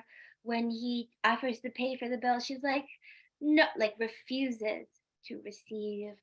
When he tries to carry her groceries, she makes a thing of like being able to take care of herself. If you are constantly doing that in a relationship, your energy field is actually very rigid and closed. And if a man feels that over and over and over and over, of wanting to provide or wanting to offer some value to you or wanting to help you, and you just keep saying no to everything, how is he supposed to give to you on all the other levels? I had a beautiful student the other day, and she came to me for a one-on-one, and she said, I just am so frustrated. And I say this in all beauty because I have been here too. She's like, I'm just so frustrated. All my man wants to do is talk about house things. Like he's just so consumed in like work and the house and all of these things that I don't want to talk about. Like I want to talk about like spiritual things, and I want to like have tantric connections, and I want to have all these like higher layers of God and essence and blah blah blah, right? And it's like she's not recognizing that he actually wants to penetrate to her, right? Like he wants to give to her. He's taking care of their basic primordial needs, right? Like he's taking care of the money, he's taking care of all these pieces, but she will not receive them. So if she does not let him in on this base level of survival, how is he supposed to penetrate her at the level of the crown and of God? Because she's already sending out this messaging of like, no, no, no, that's not good enough. That's not spiritual enough. That's not da da da da da, right? It's just like a constant, energetic cock blocking. So until you're willing to look at the things that your man does for you that you don't consider provision and recognize them for what they truly are, recognize them for what they truly are, it's going to be very difficult for him to provide for you in that way. I'll give you another example of like me and David. When I was 18, I lived in a nudist colony in Hawaii, and I like loved it, and I learned so much about like freeing my body and loving my body, and it was like a big beautiful spiritual journey for me. And after that, I was like always naked everywhere. Wherever I went, I just loved to be naked. I always wanted to be at home naked all the time. And when I met David, he didn't want me to be naked all day. We lived in like this riverfront, this beautiful riverfront home, but the windows were floor to ceiling, like these big, big windows. And he would always tell me to like put clothes on. And I would get so angry because I would be like, this is my body. How dare you tell me what to do with my body? And why don't you love my body? And why don't you want to see me naked? And all of these things, right? And I fought him for years. I fought him. And it wasn't until like much later, years later, that I was like, oh my God, he was trying to protect me. He was trying to protect me. He didn't want people to look in and see me naked. Like he was trying in his way to protect me, but I didn't let him protect me. I cock blocked him energetically in a very rigid way. And so many things that he would tell me, like he'd be like, don't uh like I was very kind of like free spirited, but also just like I would do things that weren't necessarily like one day we went into a cafe, and I like was just like dancing around in the cafe, and I was so free and like around all the and I kind of went like in the back where the workers were, and I was dancing.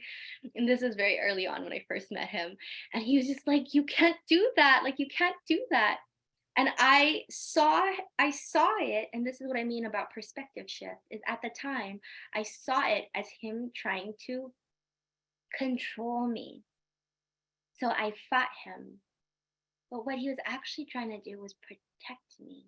And now I see it with our daughter a lot more, where and I see her, and it's so funny because she's like a carbon copy of me.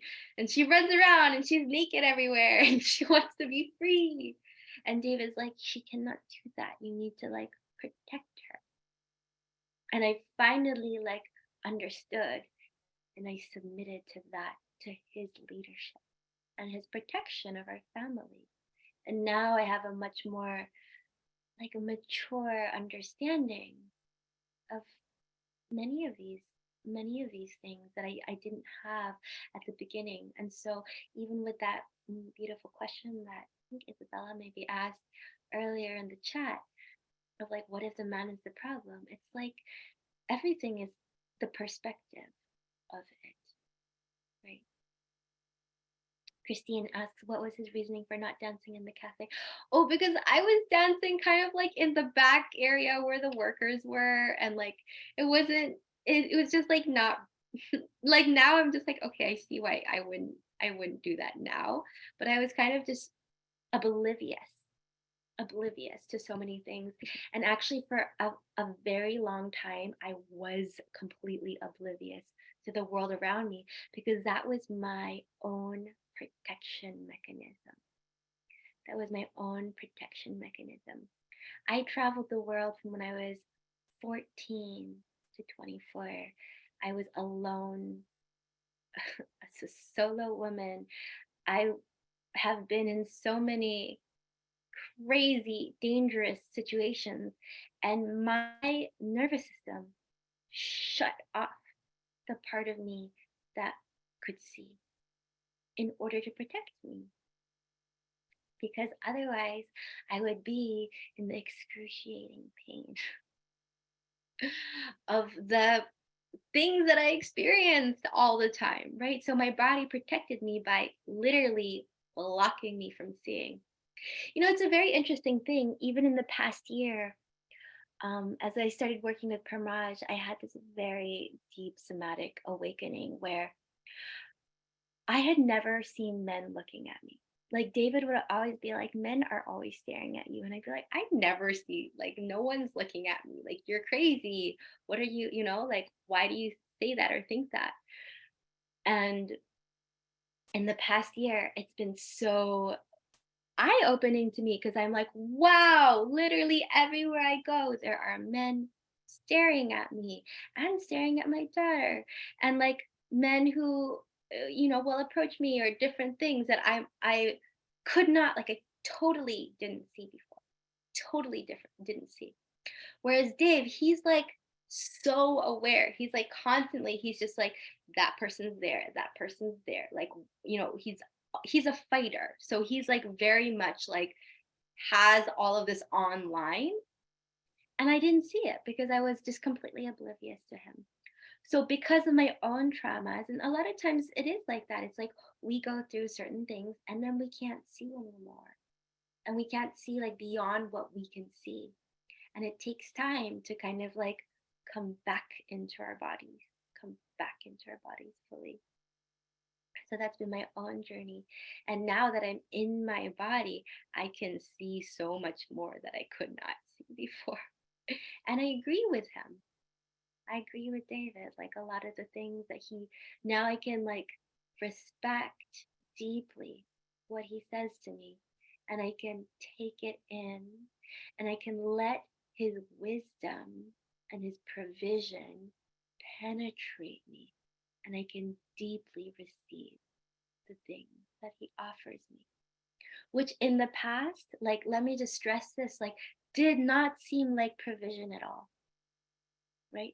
That's not what I thought was provision. I was like, you're a jerk.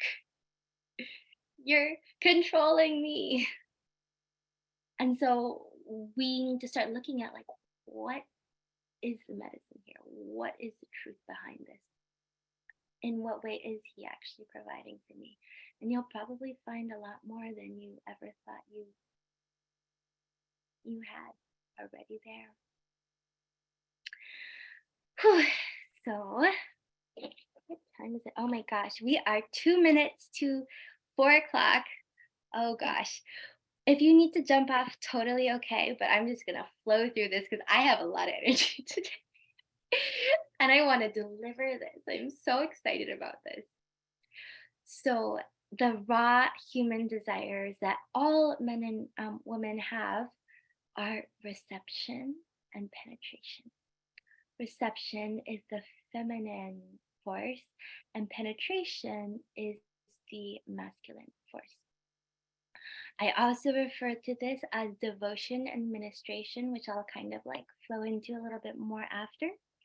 But the feminine has a deep need to be poured into, and the masculine has the deep need to pour into another, to be of service, to be respected for what he gives, for what he gives. If a man does not receive this deep respect from his woman, it's like his energy fades, like his chi like fades. It's very sad. Like you see a man who's been condemned by women for a long time.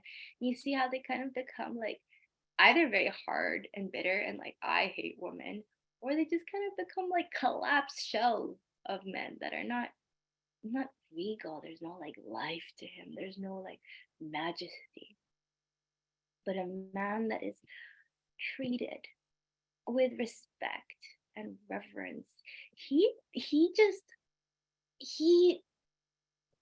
shows up like he wants to be there for his woman. Men want to be there for women. Like we're the most beautiful thing in his life. We're like the most beautiful thing that he could ever have. Men want to be there for us. They want to love us well. They do. And so this is one of the greatest things that we can learn and offer to him, to him.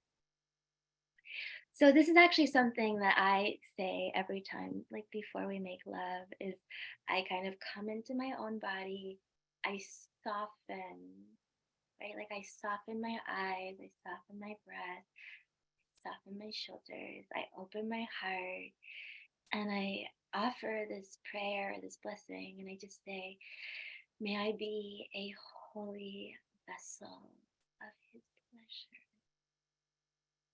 May I be a holy vessel of his pleasure. And this is such a beautiful way just to touch into the blessing that you are and the gift that you are and the offering that you are at the temple of your family. At the temple of your family. And the second question is just for in any moment of daily life. Like if your man comes in, he's trying to tell you something and talk to you. Are you distracted? Are you like on your phone? Are you finishing up the dishes? Or do you just like drop open and take him in? And just take him in. You put away whatever you're doing and you just like, okay, I am opening to receive him completely in this moment. Do you notice how even when I do that, it's like the tone of my voice changes? It slows down. I soften. It's a completely different energy field than when I'm teaching, right? Because when I'm teaching, I'm actually in the position of the masculine. A teacher is giving, is delivering, is penetrating with wisdom and story and insight. That's a masculine force. And when I'm with him, I'm a completely different essence of myself. Both are within me. I have a very strong masculine in me, and I can soften. My voice gets lighter. There's a sweetness to it. And my heart, like my entire body, becomes more sensitive to his touch and to his being. And these are all gifts within ourselves that we can cultivate, that we can cultivate within. You ladies are troopers. Thank you for coming along with me. It's a ride. It's a journey. So, this is the final one I'm going to touch into today. And this is your loyalty. This is a gift that you can offer your man. It's something that men deeply want and deeply crave, and is very rare in the world today. Because so many people treat men and women as almost like disposable objects, right? Like relationships are just kind of like, oh, well, there's plenty of fish in the sea. If you don't like this one, toss it out. You can find another one. And we're so disposable. And it's so heartbreaking. And I say this like from a place of like, I did this completely. I've dated 60 plus men. I am queen of disposable object men, right?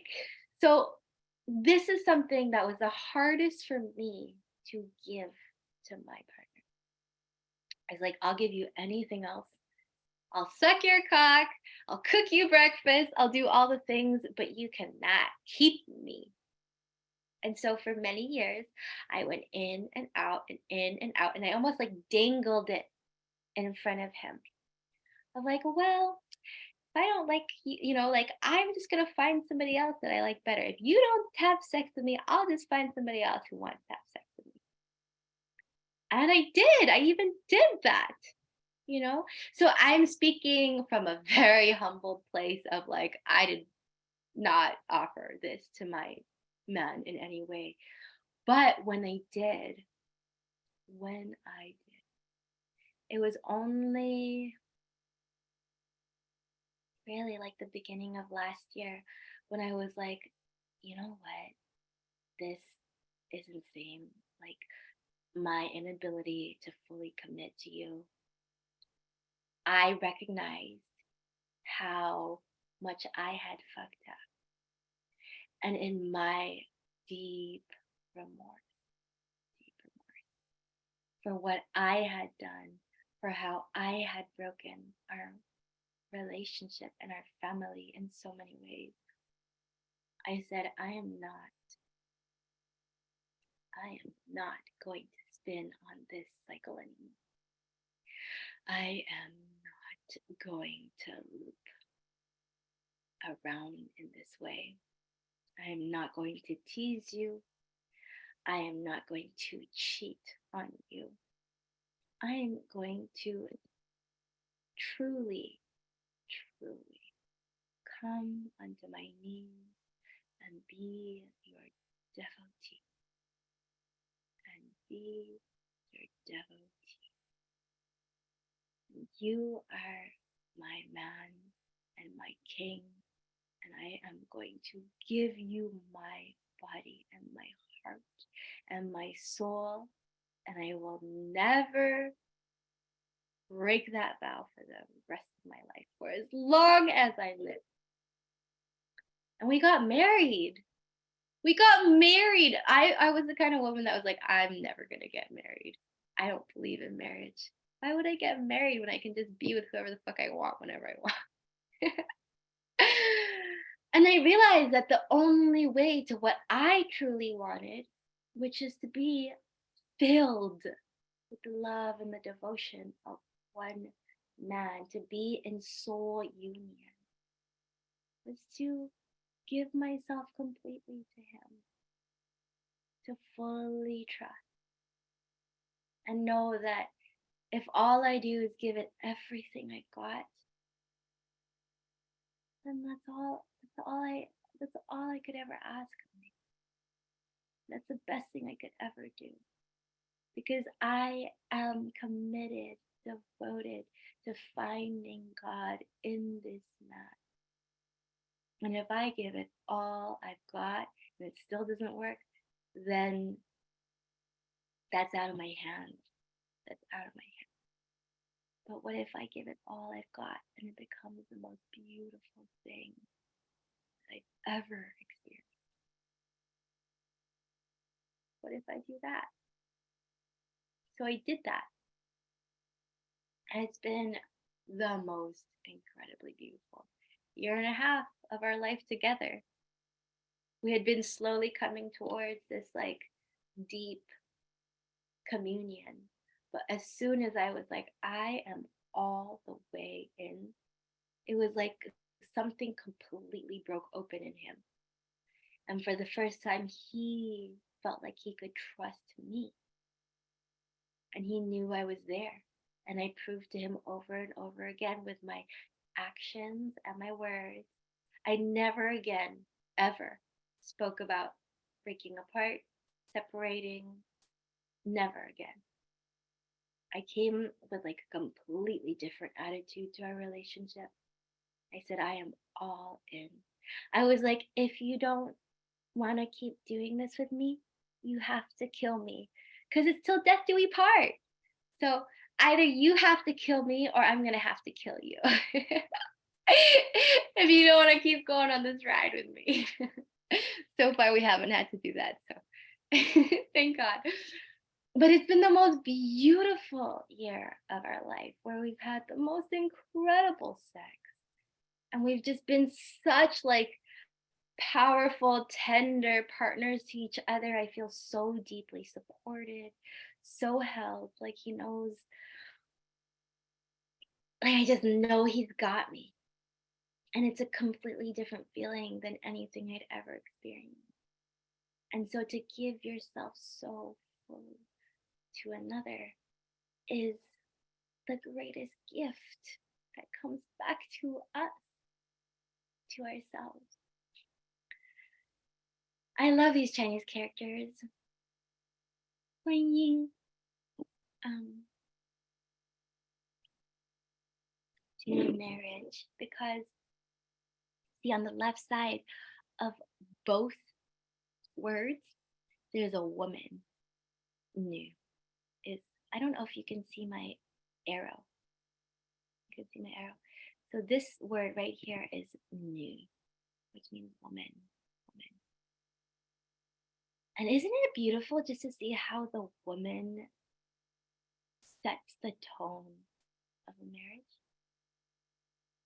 Like the woman really is the great clan master. So this word right here on top, it means clan name.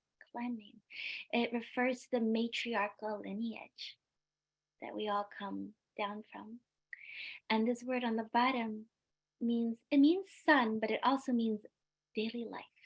What it refers to is daily life.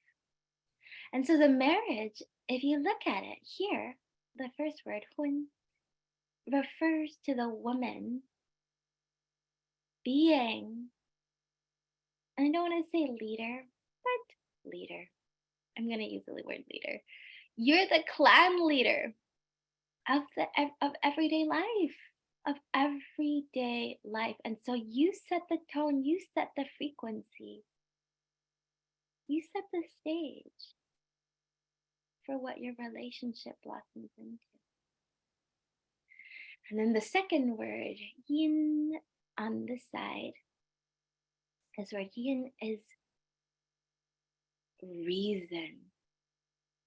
The woman is the reason for the marriage. See how much of it depends on the woman? Like it really, really does. There's so much in our relationships that can completely shift when the woman changes the tone, when the woman shifts the frequency. Men want to be with us.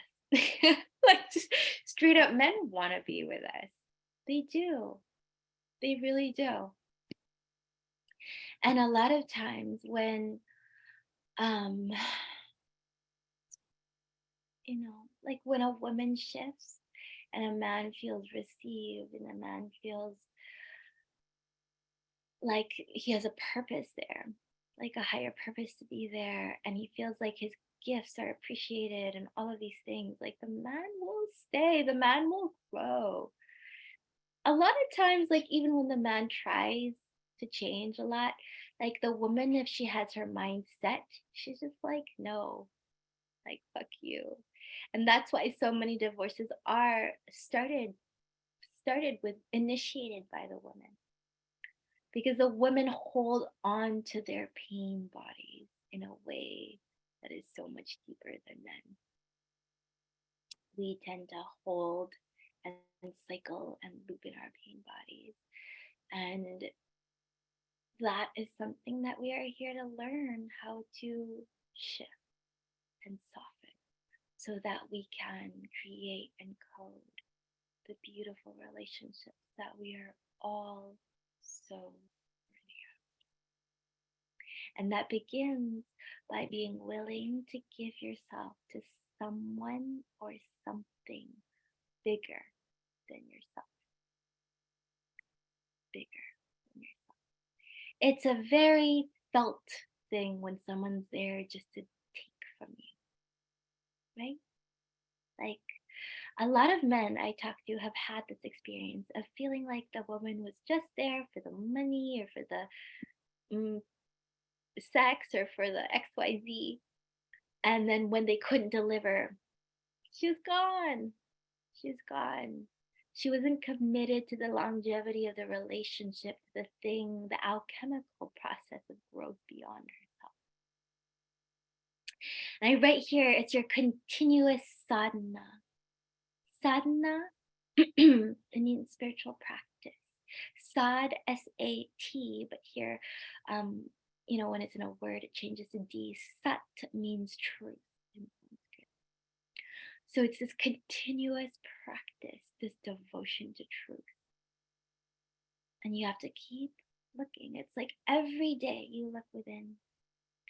My mother shared with me these like two beautiful practices from the Mormon church, and I'm sure from every church. But one thing she does every morning is she wakes up and she says a prayer. She prays for the day.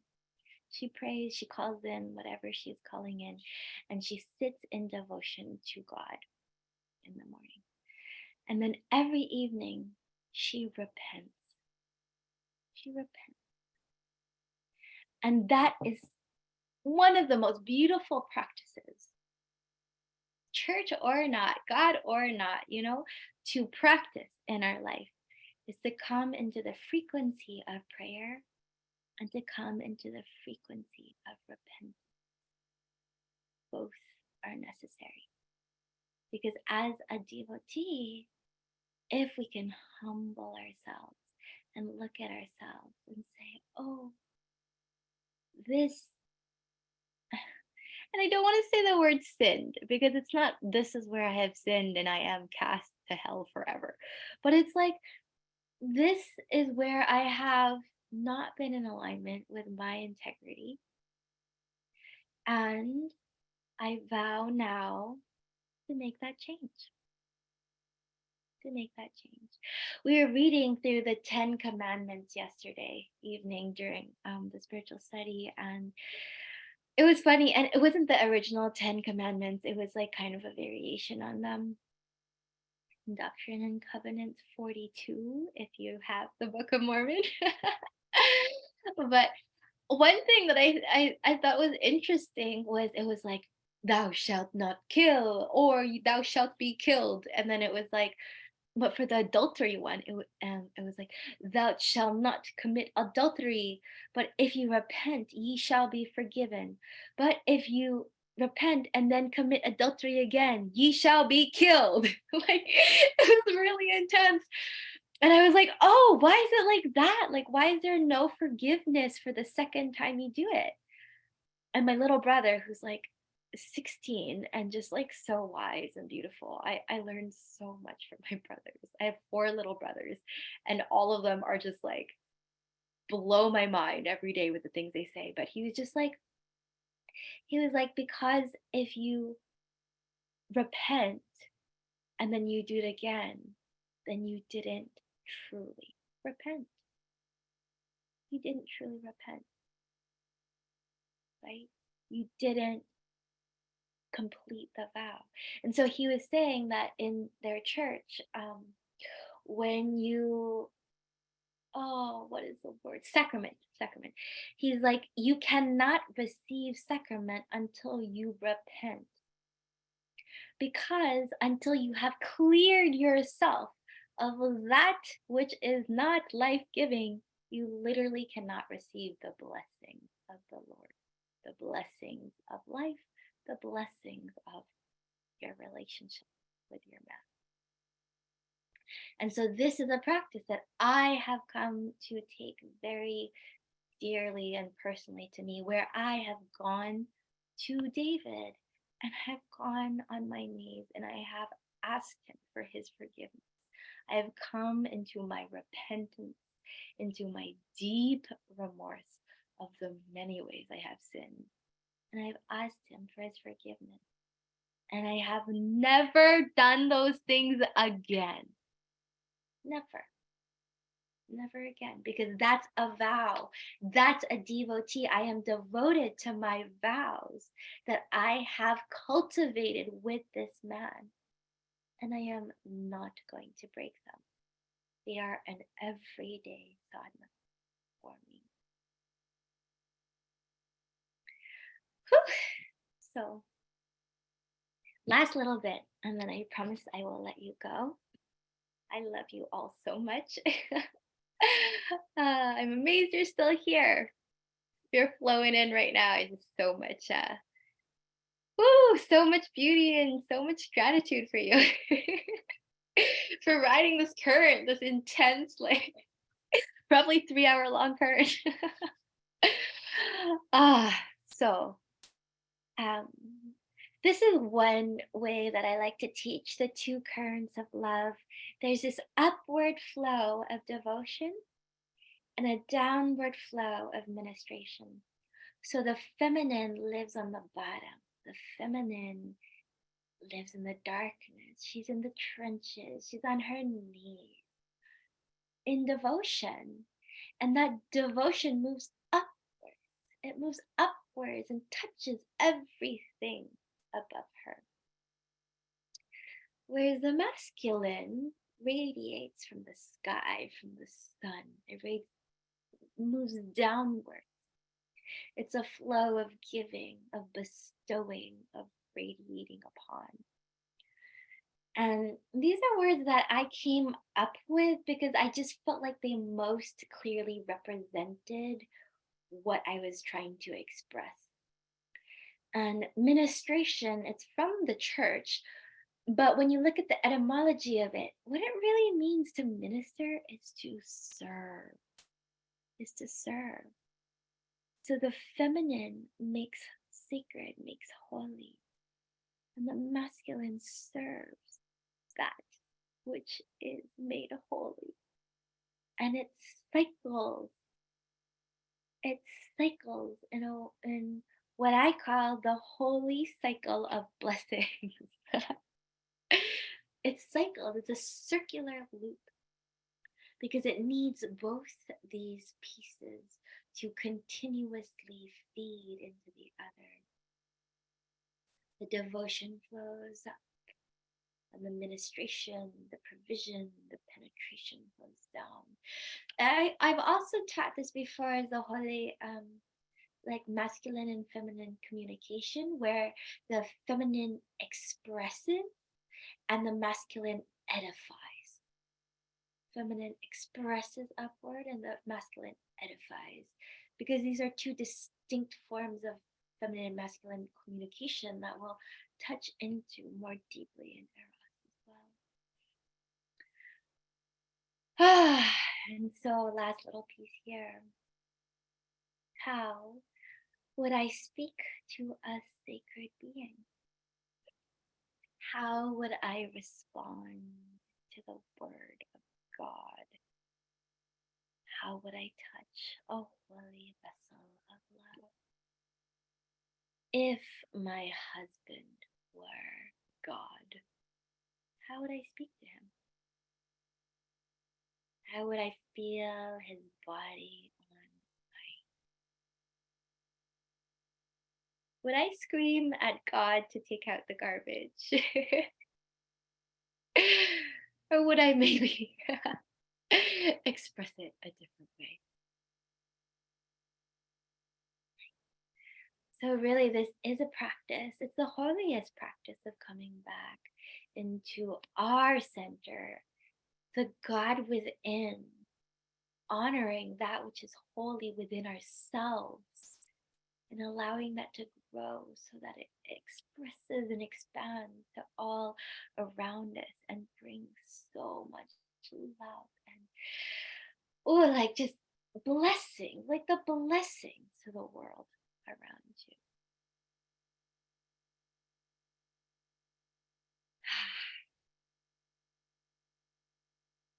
And that is what men want.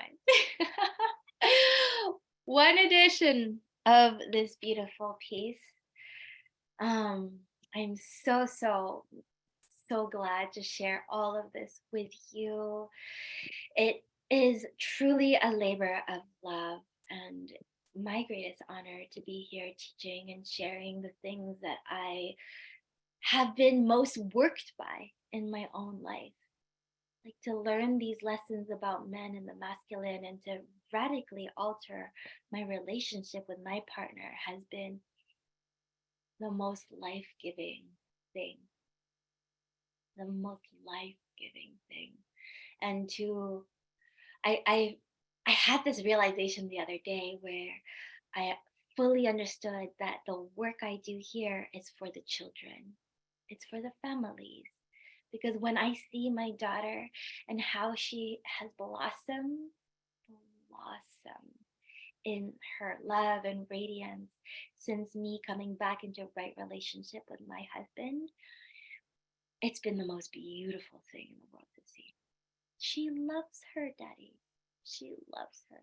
But for years, she wouldn't go to him and she didn't want anything to do with him. And she's very disrespectful to him.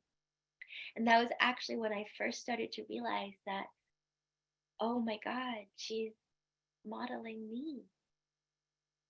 This is like the pattern, the programming that I'm seeding into her. This disrespect for the masculine that is not going to allow her to come into right relationship with a man and have the love that she deserves and is worthy of. And so it hit me so hard where I realized that I had to level up in my own life. I had to heal these pieces in me that were keeping me from being fully receptive, fully loyal, fully alive, and enchanting and discerning in my own body. That this was my sacred responsibility to heal this for my family. So, I'm so happy that I get to share this with you. I have I have a monthly membership. If Eros is too much too fast right now, in the coven we go through somatics. There's three main pieces to this. Um, Nervous system safety, relationship healing, and creative alchemy. And this is kind of my like lower ticket um, slow sip program where it's just two transmissions a month, very beautiful, powerful transmissions, and a gorgeous community portal of like the most amazing women. I love these women so much. Um, but this is kind of like the slow sip drop of all of these lessons. But if you feel called to Eros, I am just like on fire with all of it right now and just feeling so much like this is the place for us to be and to gather and to grow in love in our hearts and our yonis with our partners and families. So I hope you'll join us in Eros. And if this was helpful to you today, if you learned anything, if there was a gem in here, please share. I always aim to deliver as much value as I possibly can. And it would be such an honor and like I would appreciate so deeply your support and sharing and spreading this message to the world as well. And you're welcome to screenshot anything, any part of this program, share it on social. If you have email lists with people that you know and love, text it to a friend. I have a very generous affiliate program where you can pop on, and if you sign up to be an affiliate, you can also receive 50% of everything that comes in through you. But if you don't want to do that and just want to share, that's totally fine too. And I'm gonna just like close it here and open up for questions. So anything, I'm gonna open up the circle. If you have any questions about what I delivered and talked about today, or if you have any questions about Eros or the coven, we have some beautiful women here who are part of the coven and who also just came through human with me as well. Yeah, you're so welcome to us. Yay, lovely Christine. Welcome, sister.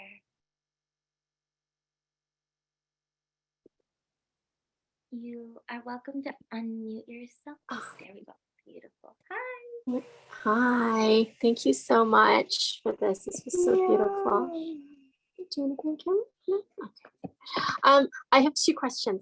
The first one was about when you said you were dancing. I was one who asked that. So I've been told a lot that I live in a pink world, and I feel so offended sometimes by that, because I also hear from, like, spiritual people, oh, well, the pink world is where you're supposed to be, because that's like when you're being truly present. So I wanted to hear, your thoughts on that.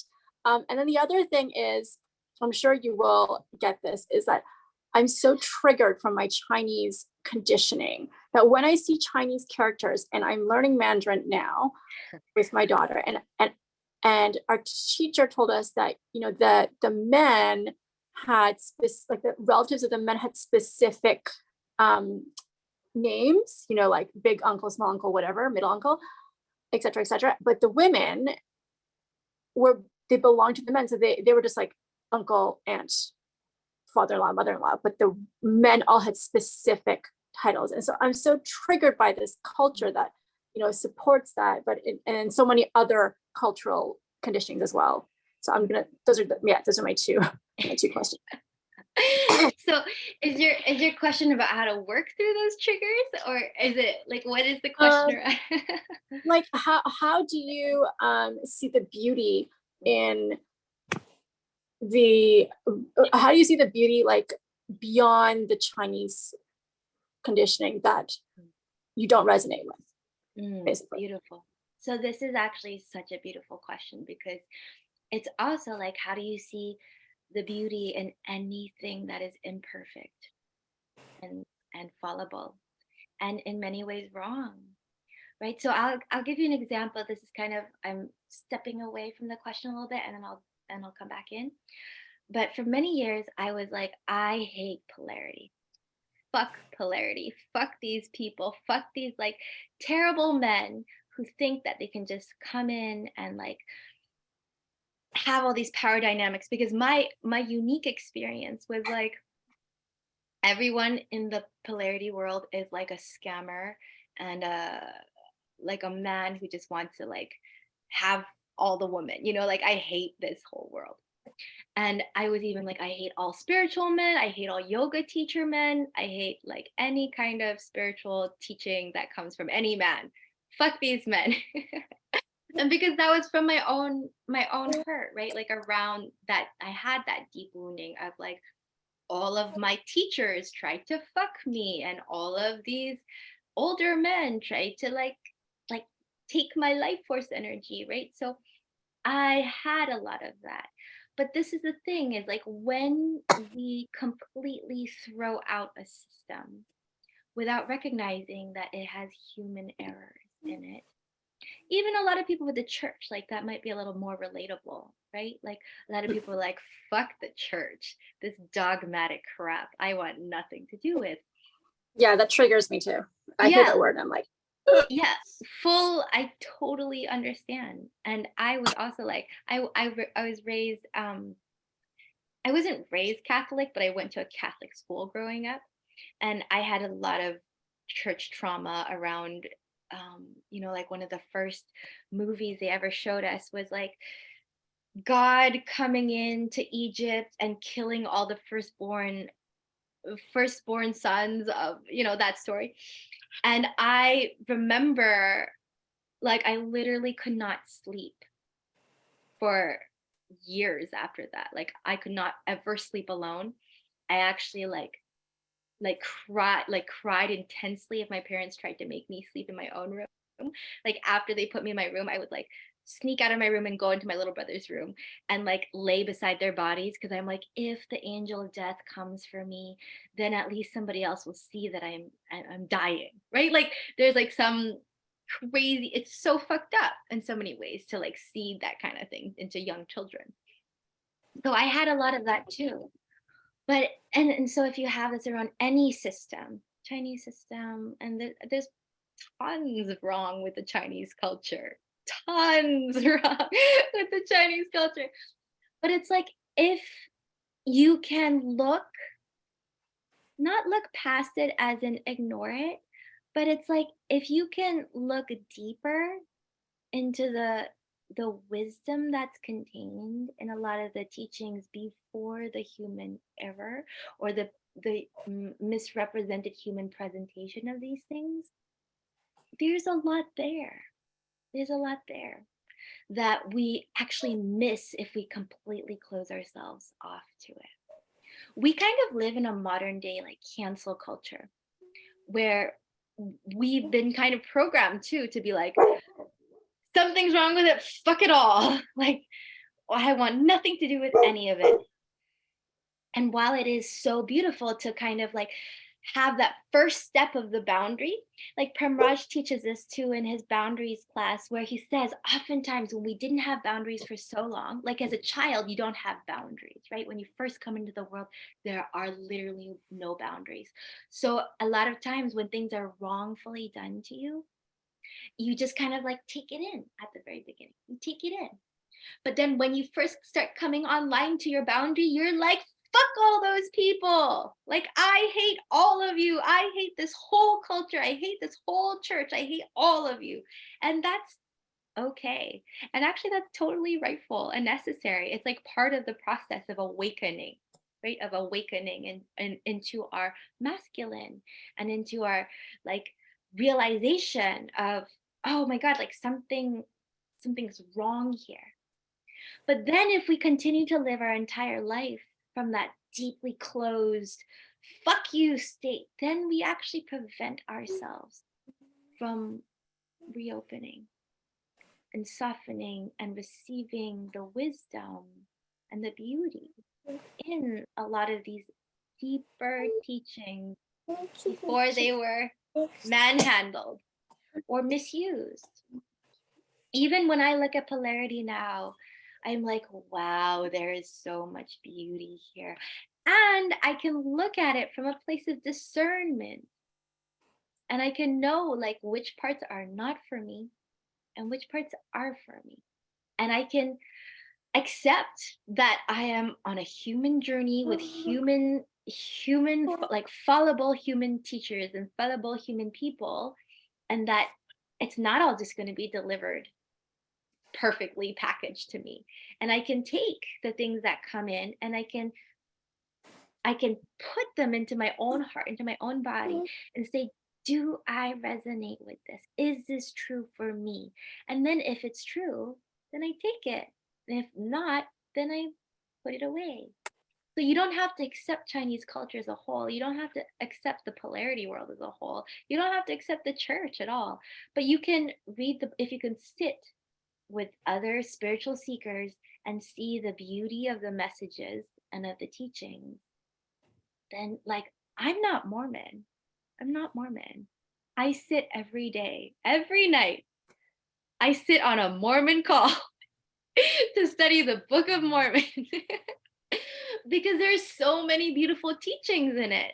And I receive so much from my mother's wisdom, from my brother's wisdoms. I sit there and I listen and I say, oh wow, there's so much of this that relates to my world. too. And this is why, like, I take Tavi to kirtan all the time. I'm not Hindu. I go to kirtan all the time. I sing devotional chants to all the gods. And maybe it's people have been like, that's devil worship. But I'm like, there's beauty there. I love it. I feel so connected to my essence when I'm infused in this energy, right? So you take what works for you. I go to church when I want to, not all the time, not every week, but I'll go to church on the occasion and I'll be like, wow, this is beautiful. And also, wow, those parts sucked. But these parts were beautiful. And I took certain, like I take certain wisdoms and it helps me to deepen into my own understanding of the world, right? And if I'm so close to everything around me, then I'm never going to be able to evolve. I'm never going to be able to grow. I'm not going to be a better teacher, a better human, or a better friend or a mother, right? Like I have to be willing to be receptive. And so that's why I teach discernment first before receptivity. You have a layer of discernment. And then from that place, then you open. Then you open and you receive. Does that answer your question? Yes, thank you. Yes, that makes sense. When you said it makes sense because we have a right to choose, how much we want to take from society and how much we want to live in a world of our own making. So yes, that, to apply that to other things in life, yeah, that completely makes sense. And actually it kind of answers the other question about, being in the pink world, because it's like, well, you can choose what you feel to be pink about, or I've actually never heard that term. I don't even know what that means, the pink world. Oh, yeah, I've heard it so much. It's like you're just like naive and in your own, because I'm also from Canada, there's like a certain, I think, veil that we have grown up with. And then when we go out into the world, you know what I mean? Like it gets shattered. And I've heard a lot like, well, real life isn't like that. But I also feel like, well, it can be like that if you make it like that and you choose to open your door when you choose to. So yes, thank you. This is very, thank you. You're so welcome. You're so welcome. Lovely Jane, welcome on. So sweet to see you here. Oh, love, I think you're muted still.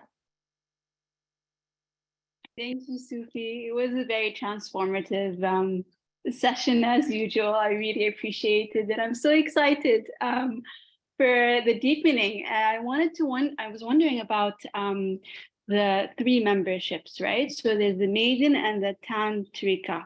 So I'm interested in the Tantrika and I want to join on your website, right? I just go in and put the 20% off for today's session, right?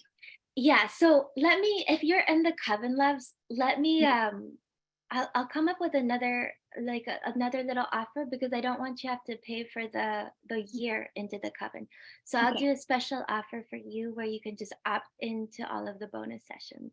Okay, thank you. Yeah, you're so welcome. You're so welcome. Thank you for asking. Thank you. And we have lovely Dominique. Welcome, sister. Much for your time, and I feel so excited to speak to you live and for the extra time you're giving to Christians. So I don't know if this was directed more to people, like to women in relationships, but I'm single.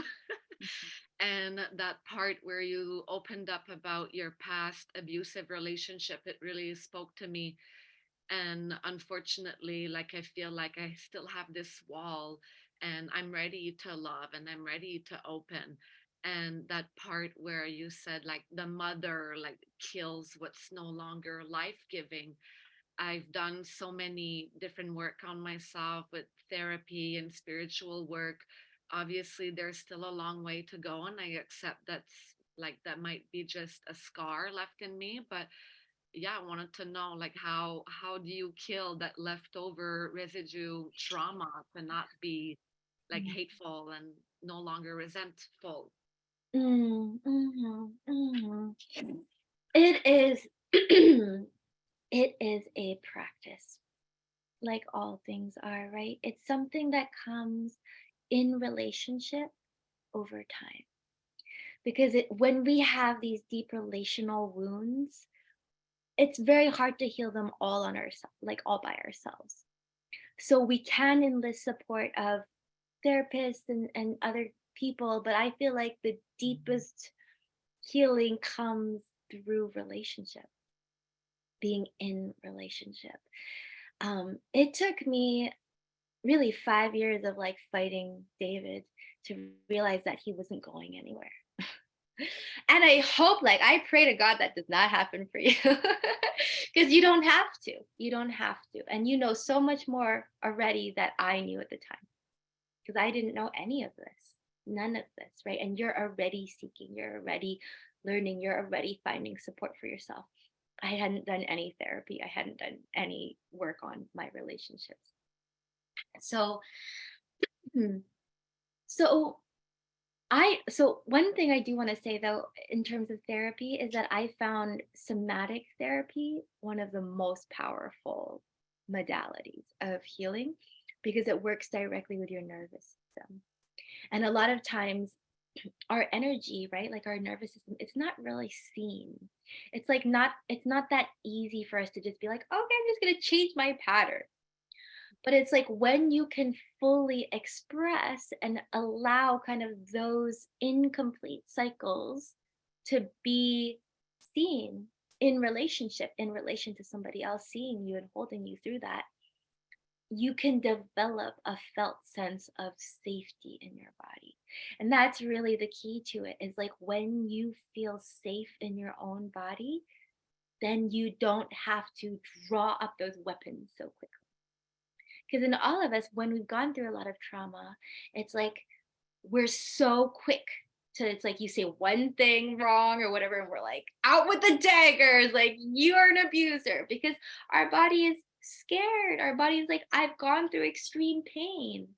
I'm not going to let myself go through that again, right? So you're kind of in this perpetual like protection mode.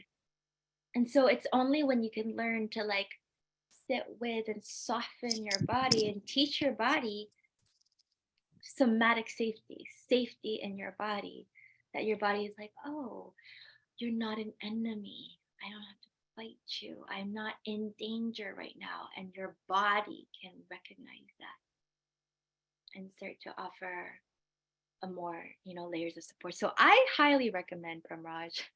I mean, just in terms of therapists, because he's held me and supported me through so many of these different pieces.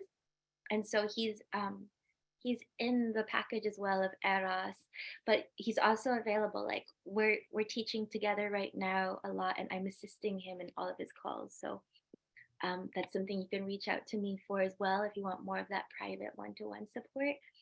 But also just having this sort of this knowing that if you commit to this on your own journey of softening, of prioritizing the connection, your connection to yourself and your trust in your own body, and you strengthen your own boundaries, and you can almost start to dissolve that that layer of that weaponry that you hold, right? So for me, it's even things like visualization and kind of solidifying these more energetic layers of protection.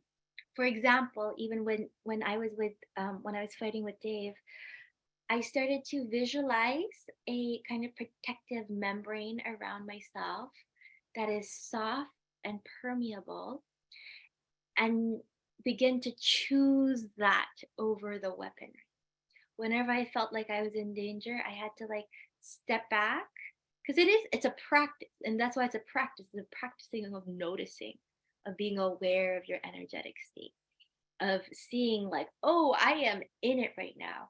And it's very rare for me now to be like completely swept away by something, where even if I'm in an emotional state or I'm feeling something deeply, I can also witness myself having this experience, and I can be like, okay, I get to choose which one what I want to use, right? I get to choose to put my membrane on, or I get to choose to take out my sword and slash at him. And it's a practice of learning how to put down our weapons and come more into that softness and that receptivity. And it is such a gift that you are doing now.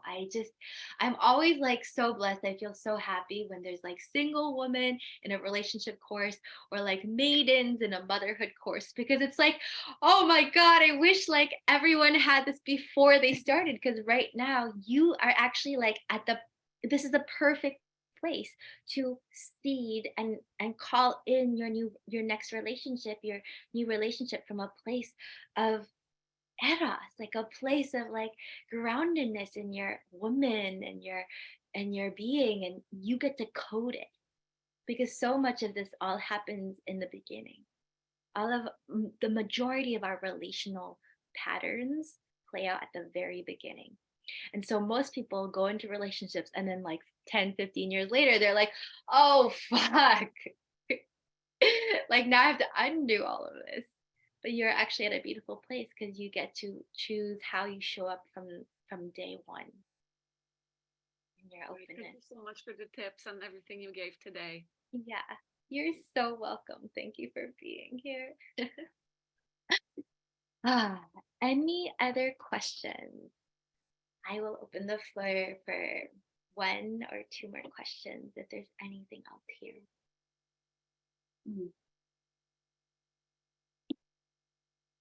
Cool. And if there's nothing else here, I would love to just one more, Jenny. Hi, lovely Jenny. Hi, beautiful. Hi.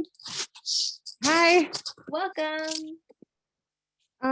My question is, for if you're say pursuing a man that says that he is not interested in like a long-term commitment because his heart has been broken so much, do you stay and say you're going to try and change him, or just like say fuck it, forget it?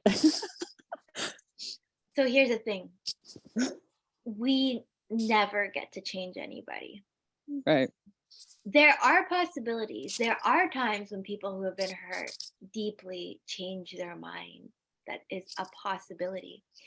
But if you're going to go into something like this, you have to go with the full willingness of it never happening. Right. Right? It's like men in general, women, everybody, people tell us who they are. People tell us who they are from the get-go. And so we can choose to kind of play into a fantasy, and we can enjoy that ride too. Like you can have that ride if you want it, but you just have to go on knowing that that's the ride you're going. So I keep coming back to what you always talk about as being received. And if someone hasn't been deeply received or don't allow themselves to be received, then if finally someone, Goddess Jenny, shows up and deeply received, would that change them? It has. So here's the thing. It's like, could it change him? Of course it could. Of course it could change him. But is that what you want as Jenny? Is that what you want? That's the deeper question, because it may change him. It might change his life. It might be the best thing that ever happened for him. Yeah. But are you willing to put yourself out there for this particular thing, this particular ride? So, like, how do I say, like, men, and I've gone on this ride many times. I've gone on this ride. Mm-hmm. But it's this is the thing. It's like women are actually built to bond. We are built to bond. So I had a lot of deep trauma that prevented me from being able to do that. But most women actually very deeply and quickly bond with a man, especially as soon as you have sex.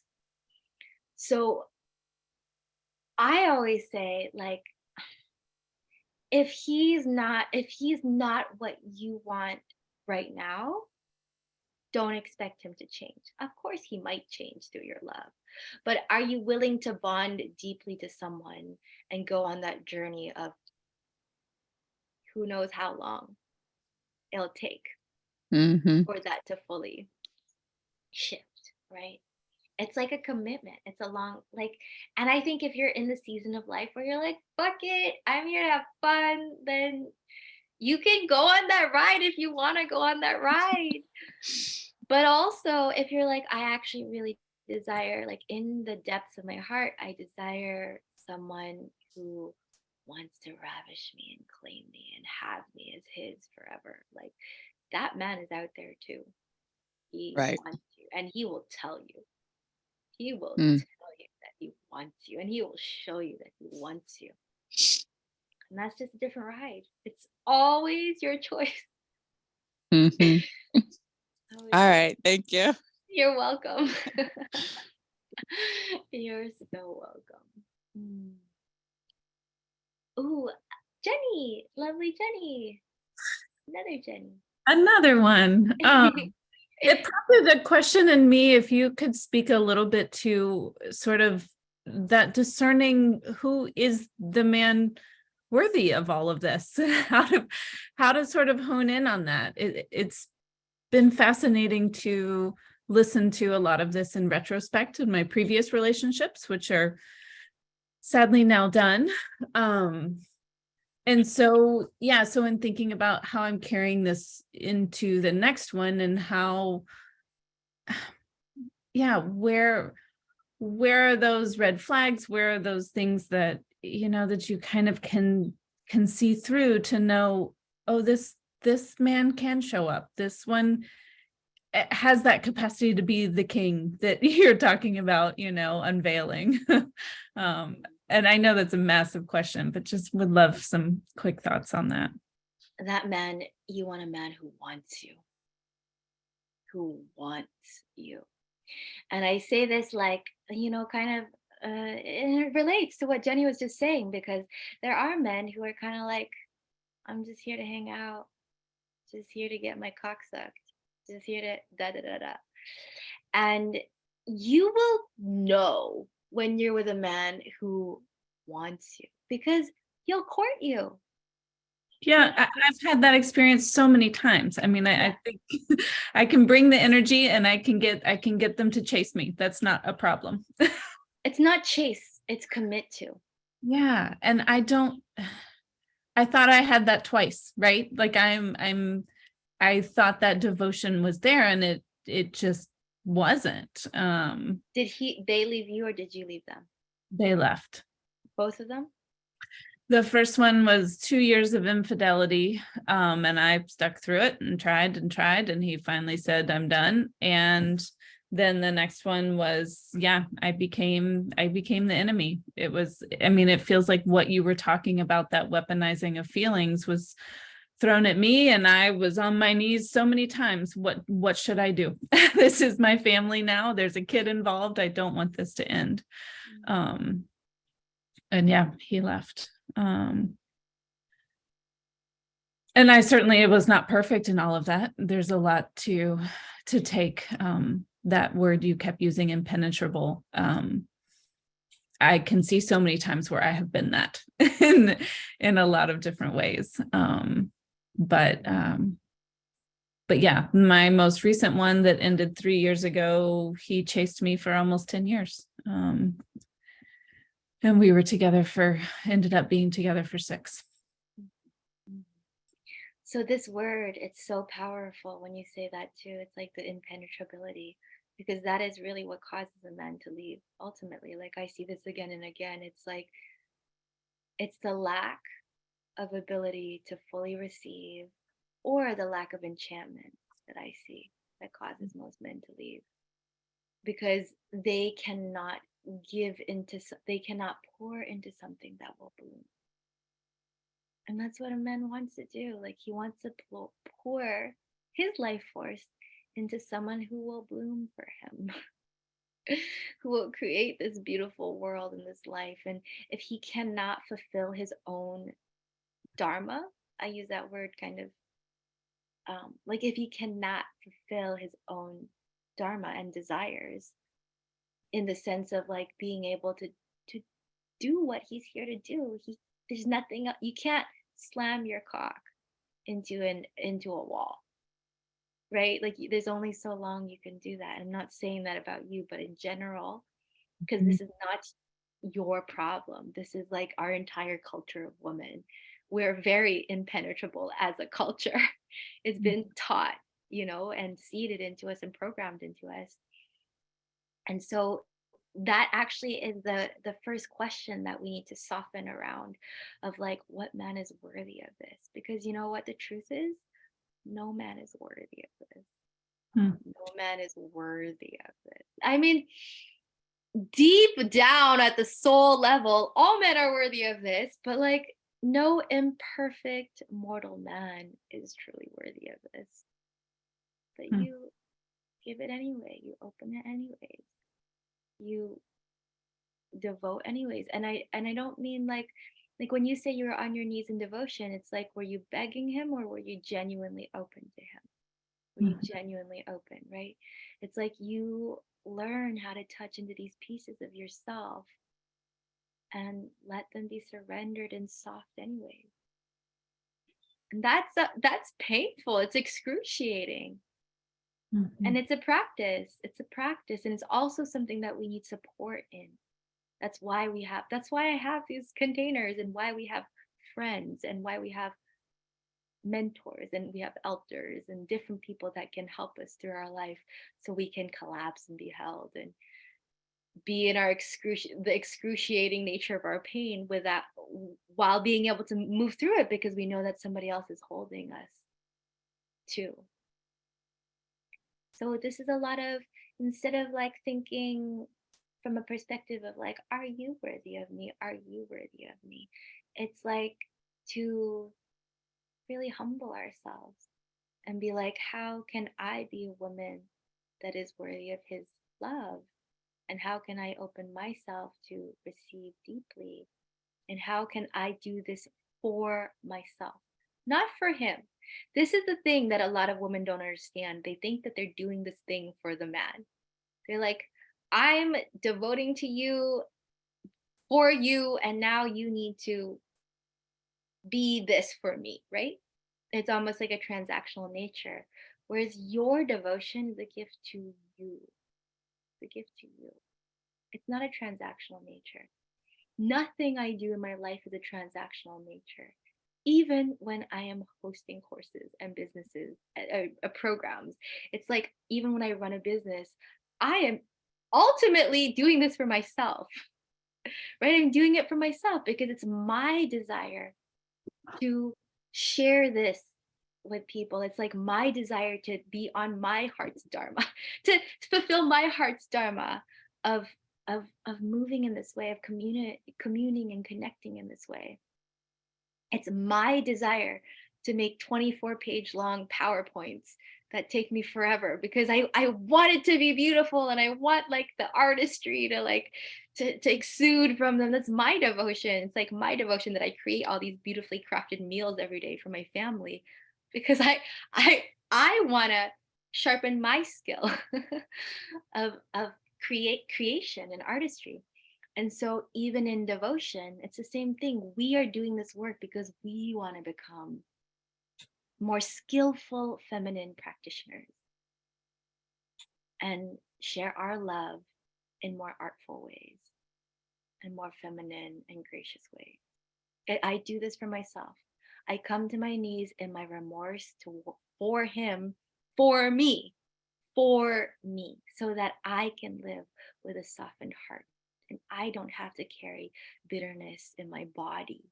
And I don't have to suffer in the cycling loops of my own pain body. I do this for myself, for my own liberation. So when we can take away those questions, it doesn't even matter who it is ultimately. It doesn't even matter. That's the crazy part. It does matter and it doesn't matter. You know what I mean? It's like ultimately we're doing this work for ourselves when we come into, even with my friendships, it's like I see so many people bloom and grow because I pour my love into them, not because I expect them to be something for me, or I look at them and see if they're worthy or not of my friendship. But because I pour my love into them, they bloom. And then they pour their love back into me. And it's the most beautiful thing that I could ever imagine. And none of that would ever happen if I were like, you're not worthy. You're not worthy. You're a drug addict, so you're definitely not worthy. And you have these problems, so I don't want to be around you. Like, it's a totally different energetic space. And it's a practice of coming into that because we are very entrained to be like, we're social creatures and we're entrained in kind of social hierarchy and all of these things. So it is, even when I came into my relationship with David, I was like, you don't make enough money for me. And he was making like $800,000 a year at the time. And I was like, you don't make enough money for me. Like, I'm used to being with multimillionaires. You're kind of like, you're not tall enough for me. You're not la la la la la, right? Like all these, whatever it is, like base programming that we have. I never said that to him, but I have all these like, you're not worthy. And even at the beginning, I was like, you're not a good enough father. You're a shitty father. You're not a good enough da da da da da da da. And it took me being like, oh my God, I am killing him and killing myself in the process to shift away from him and start looking at me. Be like, how can I be a woman that he's that is worthy of him? How can I be a woman that is worthy of him? And ultimately, it's of God, of the highest reality here. How can I show up every single day in my God-given gifts, Tiantai, my God-given gifts, to be the best human, the best lover, the best wife, the best mother that I can possibly be for myself, because this sharpens my own skills. This develops my own artistry in life and in love and in being. That's why I show up and I teach a 3 hour long masterclass, and I'm like, I put in all this energy and love and labor into. I'm like, there's not gonna be like every other free masterclass on the internet that's full of shit. Like, I'll put something into this because it's for me. It's for me ultimately. I am growing through this. And that's why I show up and I take questions and I want to hear more because I care. And I want to know what people in my community are feeling and struggling with and going through so I can become a better teacher and I can become more refined in what I offer too. It's for me. And so when I come to my knees, when I suck his cock, when I make my meals, like all of that is for me. How does that land? Yeah, of course. Yeah, you're so welcome. You're so welcome. So, thank you all for like coming out here and like doing the thing. And I close my screen now, and I would love if we all just share maybe one takeaway from today. If you'd like to just pop on, you can just unmute yourself and just like if there's one thing that's stuck with you that you're gonna take home with you, please share that.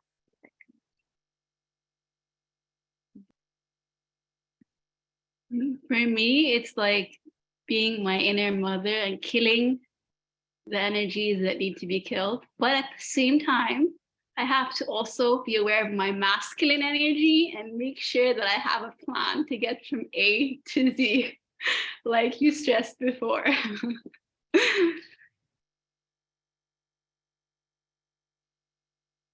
Yeah, if I can, for me, it's been like ultimately the work needs to be done from me, for me.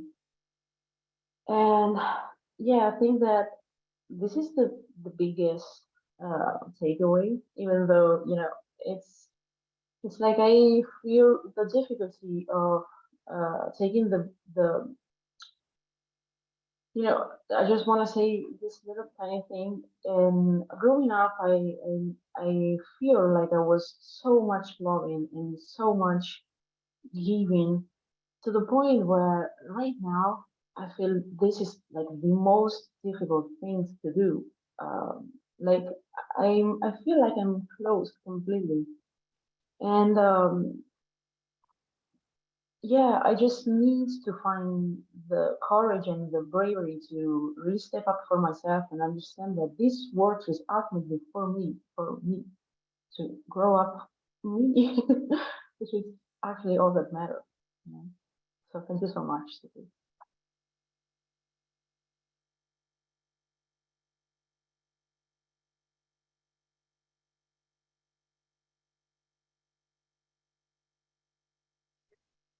I think as I already touched on that word penetration, I realized that word has always only ever been associated with male female sex. Like that's when you talk about penetration, that's all that is is a penis and a vagina. and yeah, you just reframed it in a whole different way for me today. And really sitting with, that there was as much of my own role of a lack of softening in those relationships as anything else that was going on. So thanks.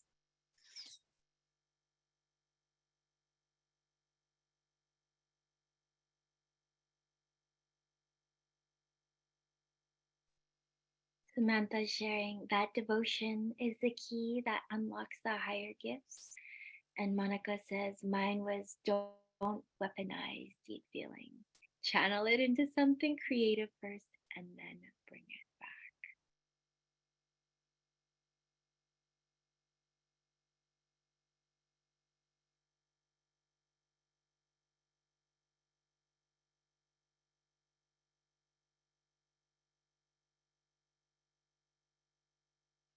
Oh, I should have said, continue to feel free to unmute yourselves and share any takeaways.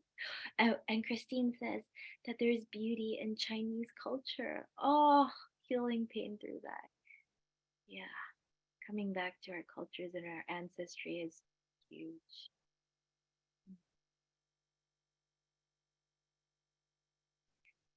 Kiara, ladies, just unmute yourselves. I'm like, just come out and say it. Do you want to unmute yourself, babe?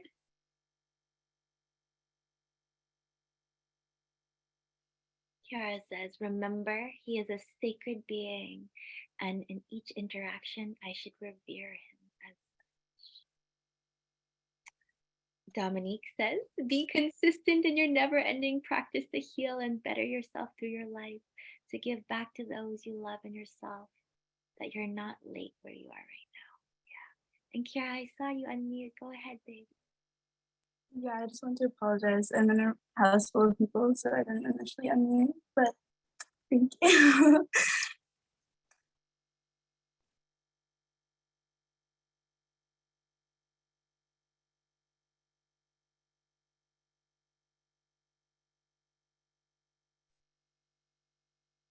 Beautiful. So let's all just take a moment here, and if it feels good, to maybe place a hand on your heart and one on your yoni. Just touch into the beautiful life force that you're circulating, creating, cultivating in your life, in your love, in your relationship.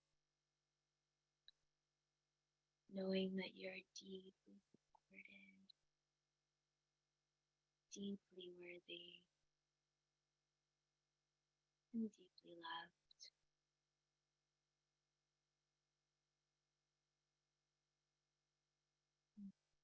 Taking a few breaths here. Full breath in. And a big sigh. Exhale out.